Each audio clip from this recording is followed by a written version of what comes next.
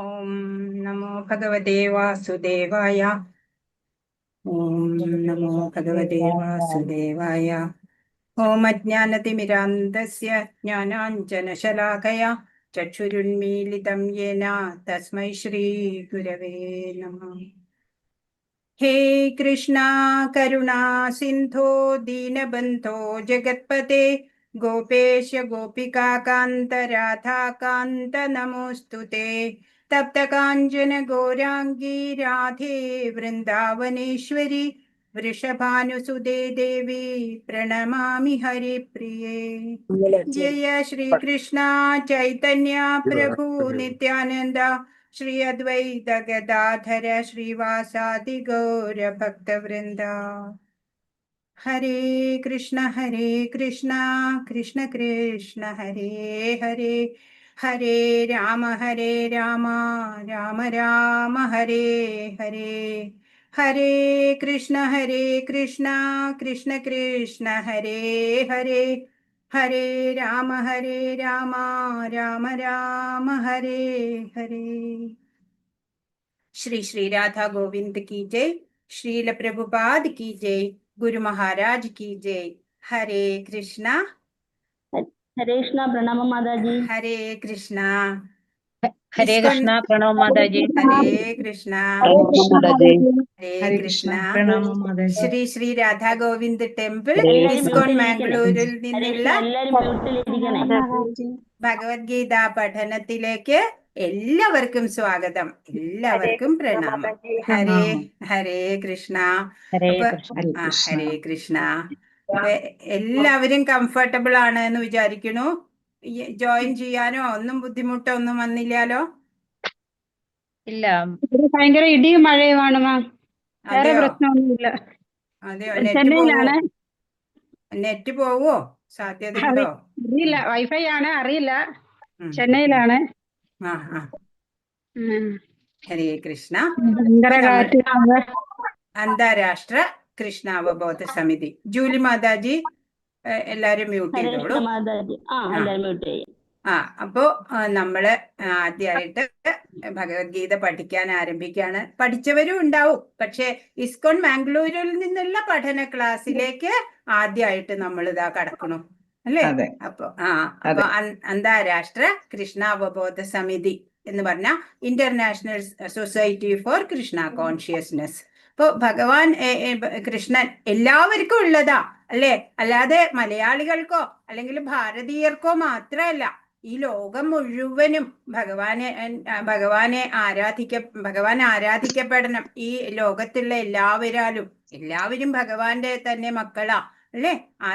ആ ഒരു കൺസെപ്റ്റിലാണ് ഈ ലോകം മുഴുവനെ ഈ കൃഷ്ണാവബോധം പ്രചരിപ്പിക്കുന്നതില് നമ്മുടെ ശ്രീല പ്രഭുപാദ് അദ്ദേഹം പ്രയത്നിച്ചത്. അത് സക്സസ്ഫുൾ ആവുകയും ചെയ്തു എന്നുള്ളതാണ്. ഇപ്പൊ ഭഗവത്ഗീത യഥാരൂപം എന്നുള്ള ആ ടെക്സ്റ്റ് ആണ് നമ്മൾ ഫോളോ ചെയ്യണത്. ഇപ്പൊ ഭഗവത്ഗീത എന്ന് പറയണത് ശ്രീല വേദവ്യാസൻ രചിച്ച മഹാഭാരതത്തിന്റെ അങ്ങനെ ആ വലിയ ഇതിഹാസത്തിന്റെ ഒരു ഭാഗം മാത്രമാണ്. അതിന്റെ വ്യാഖ്യാനം അതല്ലെങ്കിൽ അതിന്റെ വിവർത്തനം ഓരോ ശ്ലോകത്തിന്റെയും എഴുതിയിട്ടുള്ളത് പ്രഭുപാദാണ്. ഇസ്കോണിന്റെ സ്ഥാപക ആചാര്യനായിട്ടുള്ള ദിവ്യപൂജ്യ ശ്രീമദ് AC ഭക്തിവേദാന്ത സ്വാമി പ്രഭുപാദർ ആണ് എഴുതിയിട്ടുള്ളത്. അതാണ് നമ്മൾ ഫോളോ ചെയ്യുന്നത്. ഇപ്പൊ പ്രഭുപാദിനെ കുറിച്ച് 2 വാക്ക് പറയട്ടെ. അദ്ദേഹം കൽക്കട്ടയിലാണ് ജനിച്ചത്. ഒരു വൈഷ്ണവ കുടുംബത്തിലാണ് ജനിച്ചത്. ചെറുപ്പം മുതലേ വിഷ്ണു ഭക്തിയിൽ ആണ് വളർന്നത്. ചെറുപ്പത്തിൽ കുട്ടികളൊക്കെ ടോയ്സ് വെച്ച് കളിക്കുമ്പോൾ രഥം വേണം എന്ന് ആവശ്യപ്പെട്ടിട്ട് രഥയാത്ര നടത്തുക മറ്റു ഫ്രണ്ട്സൊക്കെ കൂടെ, അങ്ങനെയൊക്കെ ആയിരുന്നു. അങ്ങനെ അഭ്യസ്ത വിദ്യനായിട്ടുള്ള അഭയചരൺ, AC ഭക്തിവേദാന്ത അഭയചരൺ എന്നാണ് പേര്. അദ്ദേഹത്തിന്റെ ഗുരുവിനെ 24ാമത്തെ വയസ്സിലാണ് കണ്ടുമുട്ടുന്നത്, ഭക്തി സിദ്ധാന്ത സരസ്വതി ഠാക്കൂറിനെ. അദ്ദേഹം 64 ഗൗഡീയ മഠങ്ങൾ സ്ഥാപിച്ച വേദാംഗ പാരംഗതനായിരുന്നു. പാശ്ചാത്യ നാടുകളിലും ഈ നമ്മുടെ ഈ വൈദിക ജ്ഞാനം പ്രചരിപ്പിക്കാൻ പ്രാപ്തനാണ് അഭയചരൺ എന്ന് കണ്ടിട്ട് ആ ദൗത്യമാണ് ആ ഗുരു ഏൽപ്പിച്ചത്. 54-ാമത്തെ വയസ്സിൽ അദ്ദേഹം ഗൃഹസ്ഥാശ്രമത്തിൽ നിന്ന് വിരമിച്ചിട്ട് വൃന്ദാവനിലെ രാധാ ദാമോദർ ടെമ്പിളില് താമസിച്ചുകൊണ്ട് ശ്രീമദ് ഭാഗവതത്തിന് ഒക്കെ ട്രാൻസ്ലേഷൻ ഇംഗ്ലീഷിലേക്ക് തർജ്ജമ ചെയ്യാനൊക്കെ ആരംഭിച്ചു. പിന്നീട് പാശ്ചാത്യ നാടുകളിലേക്ക് പോകാൻ, അന്ന് സാമ്പത്തികമായിട്ടൊക്കെ വളരെ മോശം അവസ്ഥയായിരുന്നു. അങ്ങനെ ജലദൂത എന്നുള്ള ഒരു എന്താ പറയാ ചരക്ക് കപ്പലിലാണ് അദ്ദേഹം അമേരിക്കൻ ഐക്യനാടുകളിലേക്ക് പോകുന്നത്. അവിടെ ന്യൂയോർക്കിൽ പോകുന്ന വഴിയിൽ ഒരുപാട് വിഷമങ്ങളൊക്കെ ഉണ്ടായി. 2 തവണ അദ്ദേഹത്തിന് ഹൃദയ സ്തംഭനം ഒക്കെ ഉണ്ടായി. ഭഗവാൻ കൂടെ ഉണ്ട് എന്നുള്ള ആ ഒരു ഉറപ്പ് മാത്രമായിരുന്നു. അങ്ങനെ അദ്ദേഹം ന്യൂയോർക്കിലെത്തി. അവിടെ ആരും പരിചയക്കാരില്ല, ധാരാളം പണവും ഇല്ല. അങ്ങനെ അവിടെ പാർക്കിൽ ഇരുന്നിട്ട് ഹരേ കൃഷ്ണ മഹാമന്ത്രം സങ്കീർത്തനം ചെയ്യാണ്. കുറെ ചെറുപ്പക്കാർ അതിൽ ആകൃഷ്ടരായി. അപ്പൊ അതില് ജോർജ് ഹാരിസൺ എന്ന് പറഞ്ഞ ബീറ്റിൽസ് എന്നുള്ള മ്യൂസിക് ബാൻഡിന്റെ അദ്ദേഹം ഈ കീർത്തനം ആൽബമാക്കി. അതിനുശേഷം കുറെ ഡിസൈപ്പിൾസ്, കുറെ ശിഷ്യരെ ഉണ്ടാക്കാൻ സാധിച്ചു. അദ്ദേഹത്തിന്റെ ബംഗ്ലാവ് ഇസ്കോണിന് നൽകി. അങ്ങനെ അദ്ദേഹം ശാസ്ത്ര പണ്ഡിതന്മാരുമായിട്ടൊക്കെ അദ്ദേഹം ഡിബേറ്റ് ഒക്കെ ചെയ്യുന്നുണ്ട്. 14 തവണ ആഗോള പര്യടനം നടത്തി. ഇപ്പോ നമ്മളുടെ ഈ രാധാകൃഷ്ണ വർഷിപ്പ് ഉണ്ടല്ലോ, അത് ഈ ലോകം മുഴുവനും വളരെ ശ്രദ്ധാപൂർവമാണ് യൂറോപ്യൻസ് പോലും ഇപ്പോ നടത്തുന്നത്. പൂജ നിർവഹിക്കുന്ന ക്ഷേത്രങ്ങള് അനവധി സ്ഥാപിച്ചു. 108 ക്ഷേത്രങ്ങൾ അന്ന് തന്നെ പ്രഭുപാദ സ്ഥാപിച്ചു. ഇന്നിപ്പോ അതിലും ഒരുപാട് കൂടുതലാണ്. ധാരാളം ഗ്രന്ഥങ്ങൾ രചിച്ചു. അങ്ങനെ പ്രഭുപാദിന്റെ കുറച്ച് പോകെ നമുക്ക് കൂടുതലായിട്ട് പ്രഭുപാദിനെ കുറിച്ചിട്ട് മനസ്സിലാക്കാം. അപ്പൊ അദ്ദേഹം പോകുന്ന വഴിയില് ഇവിടെ കൊച്ചിയിൽ വെച്ചിട്ടാണ് ഈ ഭാഗവതത്തിന്റെ ഒക്കെ കോപ്പീസൊക്കെ കപ്പലിലേക്ക് കയറ്റുന്നത്. അവിടെ മട്ടാഞ്ചേരിയിൽ വന്ന ആ ഒരു സ്മരണയ്ക്കായിട്ട് അവിടെ ഒരു ശിലാഫലകമുണ്ട്. അതായത് ശ്രീ രാധാ ഗോവിന്ദ് DT ആണ് മാംഗ്ലൂർ ടെമ്പിളിലുള്ള. ഹരേ കൃഷ്ണ. അപ്പോ ടെമ്പിളിന്റെ അഡ്രസ് ആണ് ഇവിടെ കൊടുത്തിട്ടുള്ളത്. ടെമ്പിൾ പ്രസിഡന്റ് നാമനിഷ്ഠ പ്രഭു ആണ്. BTech IIT കാൺപൂരിൽ നിന്ന് കഴിഞ്ഞതാണ്. പിന്നെ സ്പിരിച്വലി ഇൻക്ലൈൻഡ് ആയിട്ട് അദ്ദേഹം ഇപ്പോ ഇവിടുത്തെ സന്യാസിയാണ്, ടെമ്പിൾ പ്രസിഡന്റ് ആണ്. ഇപ്പൊ നമ്മുടെ ശ്രീല പ്രഭുപാദിന്റെ പടം നോക്കൂ. അദ്ദേഹത്തിന്റെ ശിഷ്യനായിട്ടുള്ള ജയപതാക സ്വാമി മഹാരാജാണ്. ഇദ്ദേഹത്തിന്റെ കയ്യിൽ നിന്നാണ് ഞങ്ങളൊക്കെ ദീക്ഷ എടുത്തിരിക്കുന്നത്. അദ്ദേഹത്തിന്റെയും ശിഷ്യനാണ് ഈ നാമനിഷ്ഠ പ്രഭു, നമ്മുടെ ഇസ്കോൺ മാംഗ്ലൂരു ടെമ്പിൾ പ്രസിഡന്റ്. അപ്പൊ എന്തുകൊണ്ടാണ് നമ്മൾ ഭഗവത്ഗീത യഥാരൂപം തന്നെ പഠിക്കാൻ ശ്രമിക്കുന്നത് എന്നാണെങ്കിൽ, ബ്രഹ്മമധ്വ ഗൗഡീയ സമ്പ്രദായം ആണ് നമ്മൾ ഇപ്പൊ ആ സമ്പ്രദായത്തിലാണ് വരിക. അപ്പൊ ഗുരു പരമ്പര എന്ന് പറയുമ്പോൾ പരമ്പരയിലൂടെ വന്ന ആചാര്യനിൽ നിന്ന് ഭഗവത്ഗീത പഠിക്കണം. അതല്ലെങ്കിൽ നമ്മുടെ വൈദിക ശാസ്ത്രങ്ങളൊക്കെയും തന്നെ അങ്ങനെയാ പഠിക്കേണ്ടത്. അപ്പൊ ഇവിടെ നോക്കൂ, ഗുരു പരമ്പര നമ്മുടെ കൃഷ്ണനാണ് അല്ലെ. കൃഷ്ണനിൽ നിന്ന് ബ്രഹ്മാവിന് ജ്ഞാനം പകർന്നു കൊടുത്തു. ബ്രഹ്മാവ് നാരദർക്ക്, നാരദർ പിന്നെ കുറെ പേർക്ക് മധ്വാചാര്യരുണ്ട്, പിന്നെ ചൈതന്യ മഹാപ്രഭു ഉണ്ട്, പിന്നെ ഇത് ഭക്തി സിദ്ധാന്ത സരസ്വതി ഠാക്കൂർ, ശ്രീല പ്രഭുപാദ്. അങ്ങനെ ശ്രീല പ്രഭുപാദ് 32ാമത്തെ ഗുരുവാണ്. അദ്ദേഹത്തിന്റെ ബുക്കാണ് നമ്മളിപ്പോ ഇവിടെ ഫോളോ ചെയ്യുന്നത്. എന്തുകൊണ്ടാ യഥാരൂപം തന്നെ? ഇപ്പോ ഒരു മൊബൈൽ ഫോൺ ഉണ്ട് വിചാരിക്കുക, അതിന്റെ പെർട്ടിക്കുലർ ചാർജർ തന്നെ, വയറ് തന്നെ വേണം അല്ലേ അതിന് ചാർജ് കിട്ടാൻ. അതുപോലെയാ ഗുരു പരമ്പര, ശരിയായ പരമ്പരയിലൂടെ വേണം നമ്മള് ജ്ഞാനം ആർജിക്കാൻ. എന്നാലാണ് നമുക്കത് ശരിയായി ഗ്രഹിക്കാൻ സാധിക്കുക. ഇപ്പൊ ഒരു പഠിതാവിനും വേണം യോഗ്യതകള് അല്ലെ. അപ്പൊ എന്താ, അർജുനൻ ഒരു പഠിതാവായിരുന്നു. ഭഗവത്ഗീത ഭഗവാൻ അർജുനനാണ് പകർന്നു കൊടുത്തത്. എന്താ കാരണം? അർജുനൻ ഭക്തനും ശിഷ്യനും ഉറ്റമിത്രവും ഒക്കെ ആയിരുന്നു അല്ലെ. അങ്ങനെയുള്ള ആ ഗുണങ്ങളൊക്കെ നമുക്കും വേണം, എന്നാലാ നമുക്കും കൂടുതൽ ഗ്രഹിക്കാൻ സാധിക്കുക. ഇപ്പൊ ഭഗവത്ഗീത മനുഷ്യ ജീവിതത്തിലെ ഒരു ലൈഫ് മാനുവലാന്നാ പറയാ. ഇപ്പൊ നമ്മൾ ഓരോ ടോയ് ആണെങ്കിൽ അല്ലെങ്കിൽ കിച്ചൺ എക്യുപ്മെന്റ്സ് ഒക്കെ മേടിക്കുമ്പോൾ നമുക്ക് അതിന്റെ കൂടെ ഒരു ബുക്ക്, ചെറിയൊരു ബുക്ക്ലെറ്റ് കിട്ടും അല്ലെ. അപ്പൊ അത് വായിച്ചു നോക്കിയിട്ട് പ്രവർത്തിപ്പിക്കുമ്പോൾ നമുക്കത് നന്നായിട്ട് കുറെ ലാസ്റ്റ് ചെയ്ത് കുറെ നാള് ഉപയോഗിക്കാൻ, കേടുവരാതെ ഉപയോഗിക്കാൻ കഴിയും. അതിന്റെ വിധമൊക്കെ മനസ്സിലാക്കിയിട്ട് പ്രവർത്തിപ്പിക്കുമ്പോൾ. അതേപോലെ നമ്മളുടെ ഈ മനുഷ്യ ജന്മം നമുക്കിപ്പോ കിട്ടിയിട്ടുണ്ട്. ശ്രേഷ്ഠതമമായിട്ടുള്ള ഒരു ജന്മമാണ് മനുഷ്യ ജന്മം. അത് എങ്ങനെ നല്ല രീതിയിൽ സഫലമാക്കി തീർക്കാം, അത് ഭഗവത്ഗീത നമുക്ക് പറഞ്ഞു തരുന്നുണ്ട്. അതുകൊണ്ടാണ് ഭഗവത്ഗീത മനുഷ്യ ജീവിതത്തിന്റെ ലൈഫ് മാനുവൽ എന്ന് അറിയപ്പെടുന്നത്. ഭഗവത്ഗീതയില് 18 അധ്യായങ്ങള്, 700 ശ്ലോകങ്ങളുണ്ട്. ആദ്യത്തെ 6 അധ്യായങ്ങള് കർമ്മയോഗം, എങ്ങനെ നമ്മുടെ ഓരോരുത്തരും ഓരോ കർമ്മമണ്ഡലങ്ങളിലുള്ളവരാ, അവരുടെയൊക്കെ കർമ്മം എങ്ങനെ യോഗമാക്കി തീർക്കാം. യോഗം എന്ന് വെച്ചാൽ കണക്റ്റിംഗ് ടു ഗോഡ് ആണ്. ഭഗവാനുമായിട്ട് ബന്ധപ്പെടുത്തിക്കൊണ്ട് നമ്മളെല്ലാം ചെയ്യാൻ ശ്രമിക്കണം. ഭഗവാനെ നമ്മുടെ സെന്റർ പോയിന്റിൽ നിർത്താൻ സാധിക്കണം അല്ലെ. ഭഗവാൻ അത് പ്രധാനമായിട്ടുള്ള ഒരു സംഗതിയാണ്, ഭഗവാനെ കൂടെ നിർത്തുന്നത്. ഭഗവാനിൽ നിന്ന് അകന്നാല് നമുക്ക് ക്ലേശങ്ങളെ ഉണ്ടാവുള്ളൂ.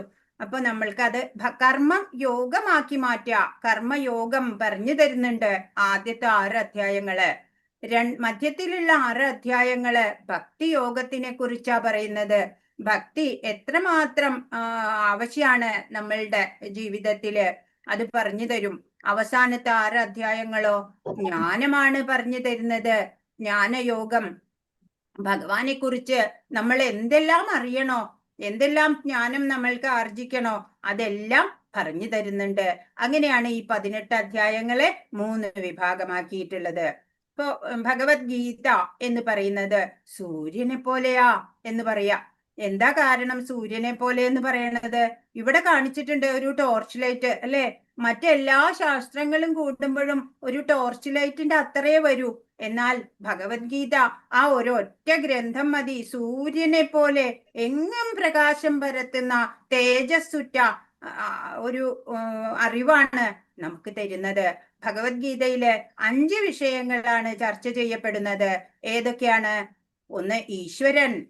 ഭഗവാൻ ഈശ്വരൻ ആരാണ് അതറിയണം. നമ്മളുമായിട്ട് എന്താ ബന്ധം അല്ലെ, അതൊക്കെ അറിയണം. പിന്നെ ജീവാത്മാവ്, നമ്മളുടെ ഓരോരുത്തരുടെയും ഉള്ളില് ആത്മാവായിട്ട് ഈ ശരീരമാകുന്ന യന്ത്രത്തെ പ്രവർത്തിപ്പിക്കുന്ന ആ ജീവാത്മാവ്, ജീവൻ, സത്ത, പ്രജ്ഞ എന്നൊക്കെ പറയും.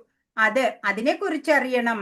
പിന്നെ മൂന്നാമതോ ഈ ഭൗതിക പ്രകൃതി, ഈ നമ്മുടെ ചുറ്റും കാണുന്ന ഈ പ്രകൃതി, ഈ പഞ്ചഭൂതാത്മകമായിട്ടുള്ള ഈ പ്രകൃതി, വെള്ളം, വായു അല്ലെ, മണ്ണ് ഒക്കെ നമ്മൾക്ക് വേണ്ടിയിട്ടാ, അതെല്ലാം ഉപയോഗിച്ചുകൊണ്ടാ നമ്മൾ ഇവിടെ ജീവിക്കുന്നത്. അതിനെക്കുറിച്ച് അറിയാം. കാലം നിയന്ത്രണം ഇല്ല അല്ലെ കാലത്തിനൊരിക്കലും. അങ്ങനെ നിയന്ത്രണമില്ലാത്ത ഈ കാലത്തിനെ പറ്റി നമുക്കറിയണം. കർമ്മം, നമ്മൾ എങ്ങനെ കർമ്മം ചെയ്യണം, ഏത് കർമ്മങ്ങൾ ഏത് രീതിയിൽ ചെയ്യണം നമ്മളുടെ ശ്രേയസ്സിനായിക്കൊണ്ട്, അതൊക്കെ അങ്ങനെ 5 വിഷയങ്ങള് ഭഗവത്ഗീത ചർച്ച ചെയ്യുന്നു. 5 അടിസ്ഥാന തത്വങ്ങൾ ഉൾക്കൊള്ളുന്നു ഭഗവത്ഗീത. അപ്പൊ ഏതും പഠിക്കുമ്പോ നമ്മള് വിചാരിക്കും എല്ലാവർക്കും അറിയണം അല്ലെ, ഇത് പഠിച്ചു കഴിഞ്ഞാൽ നമുക്ക് എന്താ ഒരു മെച്ചം അല്ലെ. ഇപ്പൊ നിങ്ങൾ 18 മണിക്കൂർ ചെലവാക്കാൻ റെഡി ആയിട്ട് വന്നേക്കുക. അപ്പൊ നിങ്ങൾക്ക് അറിയണ്ടേ എന്താ ഈ 18 മണിക്കൂർ നമ്മുടെ ചെലവാക്കിയാൽ നമുക്ക് ഉണ്ടാവുന്ന മെച്ചം. അതാണ് ഇവിടെ പറയുന്നത്, ഗീതാ മാഹാത്മ്യം പറയുന്നത്. ഗീതാശാസ്ത്രമിതം പുണ്യം യപഠേത് പ്രയത പുമാൻ വിഷ്ണു പദമവാപ്നോതി ഭയശോകാതിവർജിത. ഭഗവത്ഗീത ഒരു അതീന്ദ്രിയ സാഹിത്യമാണ്. അത് വളരെ ശ്രദ്ധയോടുകൂടി വായിക്കണം. ഗീതാശാസ്ത്രം ഇതം പുണ്യം യപഠേത് പ്രയത പുമാൻ. ഭഗവത്ഗീതയുടെ നിർദ്ദേശങ്ങൾ വേണ്ടവണ്ണം പിന്തുടരുന്നവർ ജീവിതത്തിലെ എല്ലാ ദുരിതങ്ങളിൽ നിന്നും ഉത്കണ്ഠകളിൽ നിന്നും മുക്തരാവും. ഭയശോകാതിവർജിത, ജീവിതത്തിലെ എല്ലാ ഭയങ്ങളിൽ നിന്നും വിമുക്തരാവാം. അടുത്ത ജന്മോ ആത്മീയ ജീവിതം നമുക്ക് ലഭ്യമാവുകയും ചെയ്യും. 2ാമത്തെ ശ്ലോകം, ഗീതാധ്യയനശീലസ്യ പ്രാണായാമപരസ്യ ച നൈവ സന്ധിഃ പാപാനി പൂർവജന്മകൃതാനി ച. ആത്മാർത്ഥമായിട്ട് ഗൗരവമായി ഭഗവത്ഗീത വായിക്കുന്ന ഒരാളെ ഭഗവത് കരുണയാൽ മുമ്പ് ചെയ്ത പാപങ്ങളുടെ ഫലം ബാധിക്കുകയില്ല. എത്രയോ ജന്മങ്ങളായിട്ട് നമ്മളുടെ പാപഭാരം ഇങ്ങനെ കൂടിക്കൂടി വന്നിട്ടുണ്ടാവും പക്ഷേ ഈ ഭഗവത്ഗീത മനസ്സിലാക്കുന്നതിന് കൊണ്ട് തന്നെ അതെല്ലാം ഭസ്മീകരിക്കപ്പെടും. ഭഗവത്ഗീത മലിനേ മോചനം പുംസാം ജലസ്നാനം ദിനേ ദിനേ സകൃദ്ഗീതാമൃത സ്നാനം സംസാരമലനാശനം. നിത്യവും ജലത്തിൽ സ്നാനം ചെയ്ത് ദേഹശുദ്ധി വരുത്താം. എന്നാൽ ഭഗവത്ഗീതയാകുന്ന ഗംഗാജലത്തിൽ ഒരിക്കലെങ്കിലും സ്നാനം ചെയ്യുന്ന വ്യക്തിയുടെ ഭൗതിക ജീവിതത്തിലെ എല്ലാ മാലിന്യങ്ങളും നശിച്ചു പോകുന്നു. നമ്മളുടെ മനോമാലിന്യങ്ങള്, ആ കൽമഷങ്ങള് ഒക്കെ മാറണം. അപ്പോഴാ ഭഗവാനെ നമുക്ക് അവിടെ മനസ്സിൽ കൊണ്ടുവരാൻ സാധിക്കുള്ളൂ. അതിന് ഭഗവത്ഗീതയാ സഹായിക്കുക. അപ്പൊ ശ്രവണത്തിന്റെ മഹിമ ഒരു കഥയുണ്ട്, ലാസ്റ്റ് പറയാം. ഗീതാസു ഗീതാ കർത്തവ്യ കിമന്യൈ ശാസ്ത്രവിസ്തരൈ യാ സ്വയം പത്മനാഭസ്യ മുഖപത്മാദ്വിനിസൃത. എന്താ പറയണേ? ഭഗവത്ഗീത പരമദിവ്യോത്തമ പുരുഷനാൽ ഉപദേശിക്കപ്പെട്ടതാകയാൽ മറ്റൊരു വേദസാഹിത്യവും പഠിക്കേണ്ടതില്ല. ഈ ഭഗവത്ഗീത ഭഗവാൻ നേരിട്ട് പറഞ്ഞു തന്നതാ, അല്ലെ? ഭഗവാന്റെ വാണിയാണ്. അതുകൊണ്ട് നമ്മള് ഈ ഒരു ഗ്രന്ഥം മാത്രം പഠിച്ചാ മതി. വേറെ നമുക്ക് മറ്റുള്ള മതങ്ങളെ പോലെയല്ല, ഒരു ബൈബിള്, ഒരു ഖുറാൻ അങ്ങനെയല്ല. നമുക്ക് ആയിരക്കണക്കിന് ബുക്കുണ്ട്, അല്ലെ? നമുക്ക് ഹിന്ദു സനാതന ധർമ്മത്തില്. പക്ഷെ അങ്ങനെയുള്ള ആയിരക്കണക്കിന് ബുക്കൊന്നും നമ്മൾ പഠിക്കേണ്ടതില്ല. എന്നാ ഭഗവത്ഗീത ശ്രദ്ധയോടും കൃത്യനിഷ്ഠയോടും കൂടി ശ്രവിക്കുകയും വായിക്കുകയും ചെയ്താൽ മതി. ഇന്നത്തെ കാലത്ത് ആളുകൾ ലൗകിക വ്യാപാരത്തിൽ അത്രയധികം മുഴുകിയിരിക്കുന്നത് കൊണ്ട് ഈ വേദസാഹിത്യം മുഴുവനും വായിക്കുക അവർക്ക് അസാധ്യമാണ്, അല്ലേ? ആയിരക്കണക്കിന് ബുക്കൊക്കെ വായിക്കുക സമയമില്ല ആർക്കും. ഇപ്പോ അതിന്റെ ആവശ്യമില്ല. ഇപ്പോ ഒരേ ഒരു ഗ്രന്ഥം മതി, ഭഗവത്ഗീത. കാരണം അത് എല്ലാ വേദസാഹിത്യങ്ങളുടെയും സാരസർവസ്വമാണ്. മാത്രല്ല പ്രത്യേകിച്ചും പരമദിവ്യോത്തമ പുരുഷനാൽ ഉപദിഷ്ടമാണ്, ഭഗവാനാൽ നൽകപ്പെട്ടതാണ്. അത് കാരണം ഇത് മാത്രം നമ്മൾ പഠിച്ചാൽ മതി. ഭാരതാമൃത സർവസ്വം വിഷ്ണു വക്രാദ്വിനിസൃതം ഗീതാ ഗംഗോദകം പീത്വാ പുനർജന്മന വിദ്യത്തെ. ഗംഗാജലം പാനം ചെയ്യുന്നവന് മോക്ഷാണ്, അല്ലേ? ഭഗവത്ഗീതാമൃതം പാനം ചെയ്യുകയാണെങ്കിലോ പിന്നെ ഒന്നും വേണ്ട ഒരാൾക്ക്. മഹാഭാരതത്തിന്റെ സാര അമൃതം ആണ്, അമൃതാണ് ഭഗവത്ഗീത. ആദി വിഷ്ണുവായിട്ടുള്ള ഭഗവാൻ കൃഷ്ണൻ സ്വയം ഉപദേശിച്ചതാണ്. സർവോപനിഷദോ ഗാവോ ദോഗ്ധ ഗോപാലനന്ദന പാർത്ഥോ വത്സ സുധീർ ഭോക്ത ദുഗ്ധം ഗീതാമൃതം മഹത്. ഉപനിഷത്ത്, ഭഗവത്ഗീത, അല്ലെ? എല്ലാ ഉപനിഷത്തുക്കളുടെ സാരസർവസ്വമാണ്. എല്ലാ ഉപനിഷത്തുക്കളെയും ഒരു പശുവിനെ പോലെ കണക്കാക്കുകയാണ് വിചാരിക്കുക.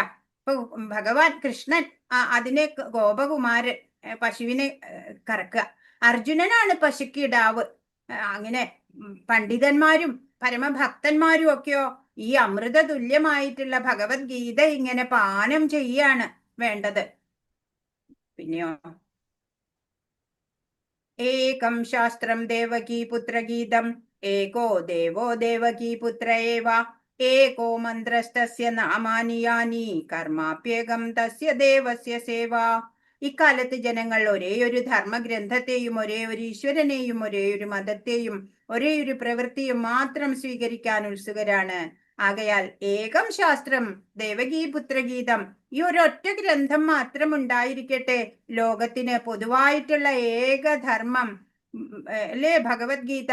ഏകോ ദേവോ ദേവകീ പുത്ര ഏവ, സമസ്ത വിശ്വത്തിന് ഒരേ ഒരു ഈശ്വരൻ മാത്രം ഉണ്ടായിരിക്കട്ടെ, ശ്രീകൃഷ്ണൻ. ഏകോ മന്ത്രസ്തസ്യ നാമാനിയാനി, ഒരേ ഒരു മന്ത്രം, ഒരേ ഒരു പ്രാർത്ഥന, താൻ നാമസങ്കീർത്തനം. എന്താണത്?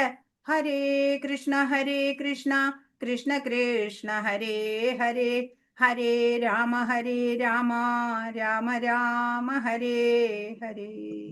കർമാപ്യേകം തസ്യ ദേവസ്യ സേവ, ഒരൊറ്റ പ്രവൃത്തി മാത്രം ഉണ്ടായിരിക്കട്ടെ. എന്താണ്? പരമദിവ്യോത്തമ പുരുഷ സേവനം, ഭഗവത് സേവനം. അത് മാത്രമായിരിക്കട്ടെ നമ്മുടെ കർമ്മം.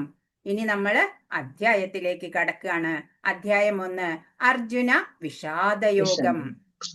ഹരേ കൃഷ്ണ. 47 ശ്ലോകങ്ങളില്ല അർജുന വിഷാദയോഗം. ഭഗവത്ഗീത എല്ലാ ഉപനിഷത്തുക്കളുടെയും സാരമാണ് പറഞ്ഞു. ഭക്തിഭാവത്തോടെ ആണ് നമ്മൾ ഭഗവത്ഗീതയെ സ്വീകരിക്കേണ്ടത്.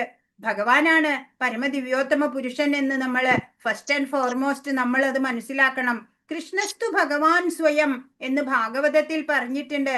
ഈശ്വര പരമ കൃഷ്ണ സച്ചിദാനന്ദ വിഗ്രഹ അനാദിരാദിർ ഗോവിന്ദ സർവകാരണ കാരണം എന്ന് ബ്രഹ്മസംഹിത പറയുന്നുണ്ട്. അപ്പൊ നമ്മള് ഭഗവാനോട് വിധേയ മനോഭാവത്തോടെ നമ്മൾ പഠിക്കണം ഗീത. ഭഗവാന്റെ ഉപദേശങ്ങള് അത് ശ്രദ്ധയോടെ കേട്ട് മനനം ചെയ്ത് സ്വന്തം ജീവിതത്തിൽ നമ്മൾ പകർത്തണം. എന്നാലാണ് നമ്മുടെ ജീവിതം സഫലമാവുള്ളൂ. അപ്പൊ ഭഗവത്ഗീത 1-ാം അധ്യായത്തിലേക്ക് കടക്കും മുമ്പ് നമുക്ക് നോക്കണ്ടേ, ഈ ഭഗവത്ഗീത എന്തിനാണ്? മനസ്സിലായോ? ഈ നമ്മുടെ ജീവിതത്തിൽ ഇതിന് എത്രമാത്രം പ്രാധാന്യമുണ്ട്, ഏത് സാഹചര്യത്തിലാണ് ഭഗവാൻ ഈ ജ്ഞാനം നൽകിയത്, ഇതൊക്കെ ഒന്ന് നോക്കാം. ഒരു തരത്തിൽ പറഞ്ഞാല് ഈ ഭഗവത്ഗീത എന്ന് പറയുന്നത് ഒരു ക്ലാസിക് കോൺവെർസേഷൻ ആണ് എന്ന് പറയാം. ഭഗവാനും അർജുനനും തമ്മില്, അതും 5000 വർഷങ്ങൾക്ക് മുമ്പ് എവിടെ? കുരുക്ഷേത്ര ഭൂമിയിൽ വെച്ചിട്ടാ നടക്കുന്നത്. ഒരേ വംശപരമ്പരയിലെ 2 കുടുംബത്തിലെ ആളുകളാ. പാണ്ഡുപുത്രൻ യുധിഷ്ഠിര മഹാരാജാവ് 7 അക്ഷൗഹിണിപ്പടയുമായിട്ട്, ധൃതരാഷ്ട്ര പുത്രൻ ദുര്യോധനൻ 11 അക്ഷൗഹിണിപ്പടയുമായിട്ട് മുഖാമുഖം നിൽക്കുകയാണ്. എന്തിനാ? പരസ്പരം ആലിംഗനം ചെയ്യാനാണോ? അല്ല, ഈ യുദ്ധഭൂമിയാണ് അല്ലെ? ധാർമ്മികവും അധാർമികവുമായിട്ടുള്ള ശക്തികൾ തമ്മിൽ യുദ്ധം നടക്കാൻ പോവാണ്. യുദ്ധത്തിന് കാരണമായതോ കൗരവ പക്ഷത്ത് നിന്ന് നാളിതുവരെ പാണ്ഡവരോടുണ്ടായിട്ടുള്ള ആ മോശം വ്യവഹാരം തന്നെയാണ് അല്ലെ? പാണ്ഡവർക്ക് അവകാശപ്പെട്ട രാജ്യം 13 വർഷത്തെ വനവാസത്തിന് ശേഷം പോലും തിരികെ നൽകാൻ തയ്യാറായില്ല.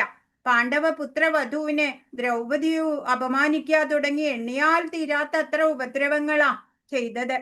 ഇന്ദ്രപ്രസ്ഥം തിരികെ നൽകാൻ വിസമ്മതിച്ച കൗരവരുടെ അടുത്ത് സന്ധി സംഭാഷണത്തിനായിട്ട് ശ്രീകൃഷ്ണൻ പോകുന്നുണ്ട്. പകുതി രാജ്യം അല്ലെങ്കിൽ എന്താ പറയാ 5 ഗ്രാമം, 5 വീട്, 1 വീട് ഒന്നും കൊടുക്കാൻ തയ്യാറല്ല. അപ്പൊ പിന്നെ യുദ്ധമല്ലാതെ മറ്റൊരു വഴിയില്ല എന്ന് വന്നു. അങ്ങനെ യുധിഷ്ഠിരൻ തന്റെ 4 സഹോദരരോടും ശ്രീകൃഷ്ണനോടുമൊപ്പം 7 അക്ഷൗഹിണിപ്പടയുമായിട്ട് നിൽക്കുകയാണ്. മഹാഭാരതത്തിനെ കുറിച്ചൊന്നും കൂടുതൽ വിവരിക്കേണ്ട ആവശ്യമില്ല, നമ്മൾ എല്ലാവർക്കും അറിയുന്നത് തന്നെയാണ് അല്ലെ? ഇപ്പൊ കുറച്ച് സമയത്തിനകം യുദ്ധം ആരംഭിക്കുകയാണ്. ഈ വേളയില് വില്ലാളി വീരനായിട്ടുള്ള അർജുനനിൽ ഉണ്ടായ വിവശതയും സംശയങ്ങളും മാറ്റുന്നതിനായിട്ടാണ് ഭഗവാൻ ഭഗവത്ഗീത ഉപദേശിക്കുന്നത്. 5000 വർഷം മുമ്പുള്ളതാണ് എന്ന് പറഞ്ഞു. പിന്നെ എന്തിനാ അത് ഇന്ന് പഠിക്കണമെന്ന് തോന്നണ്ട, ഇന്നും അതിന് പ്രസക്തിയുണ്ട്. മേന്മ കൂടിക്കൂടി വരുന്നതേ ഉള്ളൂ. 100ഓളം വിദേശ സർവകലാശാലകളിലെ ഭഗവത്ഗീത പാഠ്യവിഷയമാണ്. ഓരോ വ്യക്തിയുടെ ഉള്ളിലുള്ള ദൈവശക്തിയെ പ്രബലമാക്കാൻ ഈ വൈദിക വിജ്ഞാനം കൊണ്ട് സാധിക്കുന്നുണ്ട്. ജീവിതത്തിലെ ധർമ്മം അനുഷ്ഠിക്കാനും ജീവിതയാത്രയില് ശരിയായ വഴി തിരഞ്ഞെടുക്കാനും വ്യക്തി ജീവിതം ആനന്ദപൂർണമാക്കാനും ഒക്കെ ഒപ്പം സമാജത്തിന്റെ മംഗളത്തിനും ഒക്കെ ഗീത മാർഗദർശിയാണ്. ഇപ്പൊ ഒരാള് ഒരു ടിപ്പിക്കൽ എക്സാമ്പിൾ നോക്കുകയാണെങ്കിൽ, ഒരാള് വീട്ടിൽ നിന്ന് ഇറങ്ങി എത്തേണ്ട സ്ഥലത്തിന്റെ ഗൂഗിൾ മാപ്പ് എടുത്തു വെക്കും. ഇപ്പോഴൊക്കെ അങ്ങനെയാ അല്ലേ പോണത്? കുറഞ്ഞ സമയം കൊണ്ട് ഏറ്റവും എളുപ്പ വഴിയിലൂടെ എത്തിച്ചേരുന്നത് എങ്ങനെയെന്ന് കാണിക്കുന്നുണ്ട്. മാത്രമല്ല, വഴിക്ക് ട്രാഫിക് ജാം ഉണ്ടായാല് മറ്റൊരു വഴിക്ക് നാവിഗേറ്റ് ചെയ്യാനും അത് നമ്മൾക്ക് വഴി കാണിച്ചു തരും.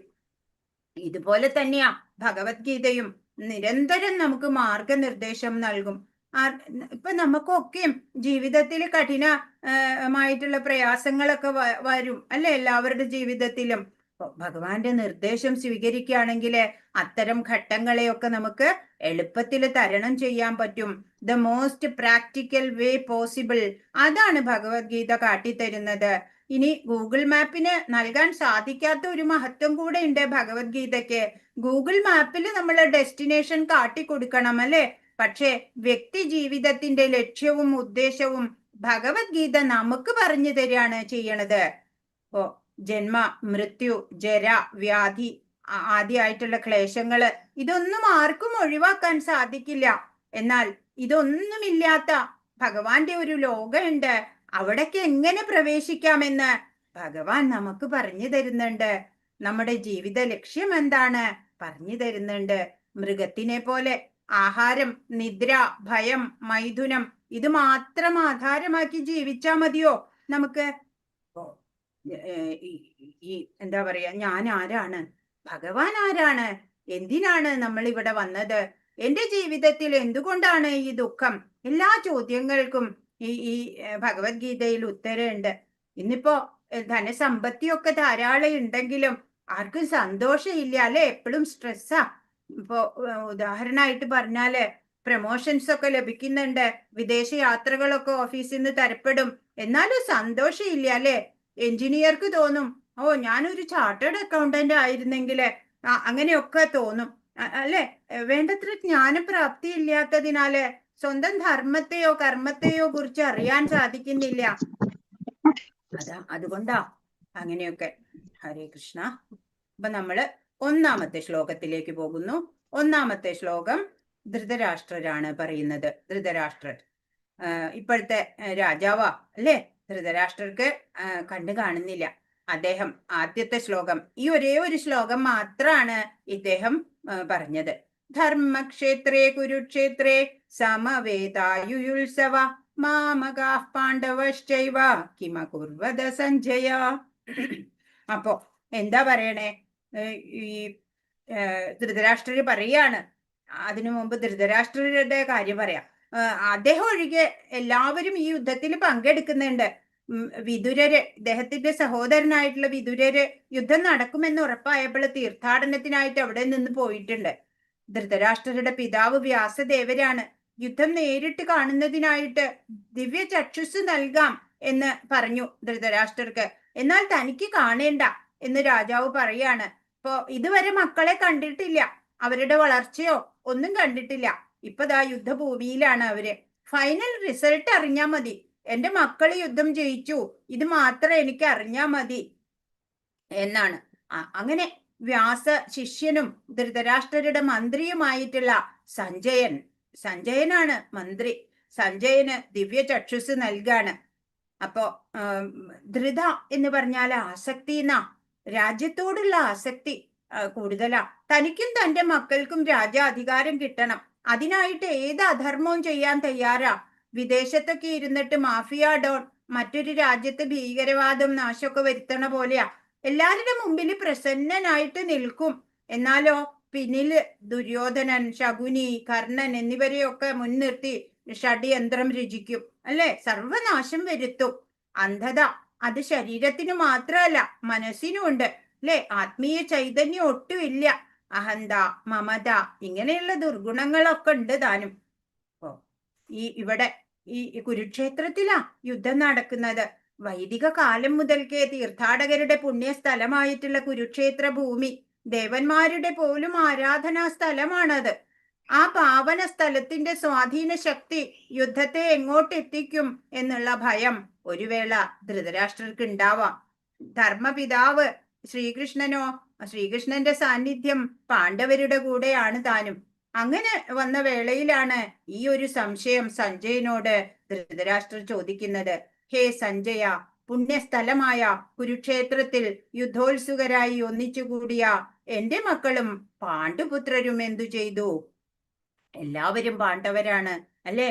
പക്ഷെ അവരെ എല്ലാവരും കൗരവരാണ്. പക്ഷെ അവരെ പാണ്ഡവര് എന്നാക്കി, ഇവര് മാത്രം കൗരവര് എന്നാക്കി അല്ലെ? അതും അദ്ദേഹത്തിന്റെ ഒരു സ്വാർത്ഥത തന്നെ. എന്റെ മക്കളും പാണ്ഡുപുത്രരും സ്വന്തം അനുജന്റെ മക്കളാ അല്ലെ? അവരെ വേറെ ആയിട്ടാ കാണുന്നത്. ഇപ്പൊ പാണ്ഡവര് 13 വർഷം വനവാസത്തിലായിരുന്നപ്പോഴും അവർക്ക് നല്ല സമാധാനമൊക്കെ ഉണ്ടായിരുന്നു. എന്നാൽ ഈ 13 വർഷം ഈ കൗരവരോ ഒരു ദിവസം ശരിക്കും ഉറങ്ങിയിട്ടുണ്ടാവില്ല അല്ലെ? ദുര്യോധനൻ യുധിഷ്ഠിരനിൽ നിന്ന് എല്ലാം കവർന്നെടുക്കുകയായിരുന്നു അല്ലെ? വഞ്ചനയിലൂടെ. ഒരു വ്യക്തി തെറ്റ് ചെയ്യുമ്പോൾ ചിന്താഗ്രസ്തനായിരിക്കും എപ്പോഴും അല്ലെ? ശാന്തി ഉണ്ടാവില്ല. അതുകൊണ്ട് പറയും, ചിതയില് ഒരു തവണ എരിഞ്ഞടങ്ങിയാ മതി, എന്നാല് ചിന്തയാകുന്ന ചിതയിലോ പലവട്ടം എരിഞ്ഞടങ്ങേണ്ടി വരും അല്ലെ? അപ്പോ ഇവിടെ ദുര്യോധനന്റെ മുഖമാണ് ഇവിടെ കാണിച്ചിരിക്കുന്നത്. അങ്ങനെ ഈ ദുര്യോധനൻ എന്താ പറയാ, ഗുരു ദ്രോണാചാര്യരുടെ അടുത്ത് ചെന്നിട്ട് പറയുന്നതാണ് 3-ാമത്തെ ശ്ലോകം. പശ്യൈതാം പാണ്ഡുപുത്രാണാമാചാര്യ മഹതീം ചമും വ്യൂഢാം ദ്രുപദപുത്രേണ തവ ശിഷ്യേണ ധീമത.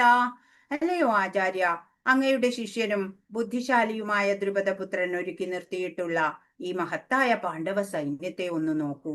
ആചാര്യ എന്ന് വിളിക്കാണ് ദ്രോണാചാര്യരോട് പറയാണ് ദുര്യോധനൻ ചെന്നിട്ട്. മുഖത്ത് ഒട്ടൊക്കെ ആശങ്കകള് അല്ലെ, പരാജയ ഭീതി ഒക്കെ ഉണ്ട്. അപ്പൊ പറയാണ് അങ്ങയുടെ ശിഷ്യനും ബുദ്ധിശാലിയുമായിട്ടുള്ള ദ്രുപദപുത്രൻ എന്നാ പറയണേ. അതെന്തിനാ അങ്ങനെ പറഞ്ഞെന്ന് വെച്ചാല് ദ്രുപദരും ദ്രോണരുമായിട്ട് വലിയ ശത്രുതയുണ്ട്. സർവ്വസൈന്യാധിപനായിട്ടുള്ള മഹാബ്രാഹ്മണനായിട്ടുള്ള ദ്രോണാചാര്യന്റെ തെറ്റുകളെ ചൂണ്ടിക്കാണിക്കാൻ ഈ അവസരം ഉപയോഗിക്കുകയാണ് ദുര്യോധനൻ. ദ്രൗപദിയുടെ പിതാവായിട്ടുള്ള ദ്രുപദ മഹാരാജാവുമായിട്ട് ദ്രോണർക്ക് രാഷ്ട്രീയ വൈരമുണ്ട്.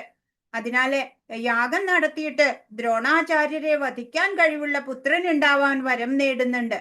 ഇതെല്ലാം ദ്രോണർക്കറിയാം. എന്നാലും ദ്രുപദപുത്രനായിട്ടുള്ള ആ ദൃഷ്ടദ്യുമ്നനെ ആയുധമുറകളൊക്കെ അഭ്യസിപ്പിച്ചത് ദ്രോണാചാര്യര് തന്നെയാ. നല്ലൊരു ഗുരു അങ്ങനെയാ, എല്ലാവർക്കും വിദ്യ പറഞ്ഞു കൊടുക്കും അല്ലെ. ഇപ്പോഴോ ഈ ദൃഷ്ടദ്യുമ്നൻ എവിടെയാ? പാണ്ഡവരുടെ സഹായിയാണ്. ദ്രോണാചാര്യരിൽ നിന്ന് ലഭിച്ച അറിവ് ഇപ്പോള് സൈന്യവിന്യാസത്തിന് ഉപയോഗിക്കുകയാണ്. ഈ ദ്രോണര് ഇപ്പൊ ഈ യുദ്ധത്തില് ഒരു വിട്ടുവീഴ്ചയ്ക്കും മുതിരരുത്, ജാഗരൂകനായിരിക്കണം എന്ന് ദുര്യോധനൻ പറയാണ്, കാണിച്ചു കൊടുക്കുകയാണ്. പാണ്ഡവരെല്ലാവരും അദ്ദേഹത്തിന്റെ ശിഷ്യരാണ്. വിശിഷ്യ അർജുനൻ പ്രിയ ശിഷ്യനാ. അപ്പോ ദാക്ഷിണ്യൊന്നും അവരോട് വേണ്ട എന്ന് മുന്നറിയിപ്പ് നൽകുകയാണ്. അപ്പൊ ദുര്യോധനൻ ആ സൈന്യത്തില് ആരൊക്കെയാണ് എന്ന് പറഞ്ഞു കൊടുക്കുകയാണ്. ആ സൈന്യത്തില് യുയുധാനൻ, വിരാടൻ, ദ്രുപദൻ, ദൃഷ്ടകേതു, ചേകിതാനൻ, അങ്ങനെയുള്ള കുറെ മഹാരഥന്മാര് അവിടെ ഉണ്ട്. എന്റെ സൈന്യത്തിലോ യുദ്ധത്തില് സദാ വിജയിക്കുന്ന താങ്കളുണ്ട്. ദ്രോണാചാര്യരോട് പറയാണ് അങ്ങുണ്ട്, അങ്ങേക്ക് തോൽവിയില്ല. ഭീഷ്മര് തോൽക്കില്ല ഒരിക്കലും. കർണൻ, കൃപൻ, അശ്വത്ഥാമാവ്, വികർണൻ, ഭൂരിശ്രവസ് തുടങ്ങിയിട്ട് എനിക്ക് വേണ്ടി ജീവൻ ത്യജിക്കാൻ വന്ന വീരയോദ്ധാക്കൾ അനവധിയുണ്ട്.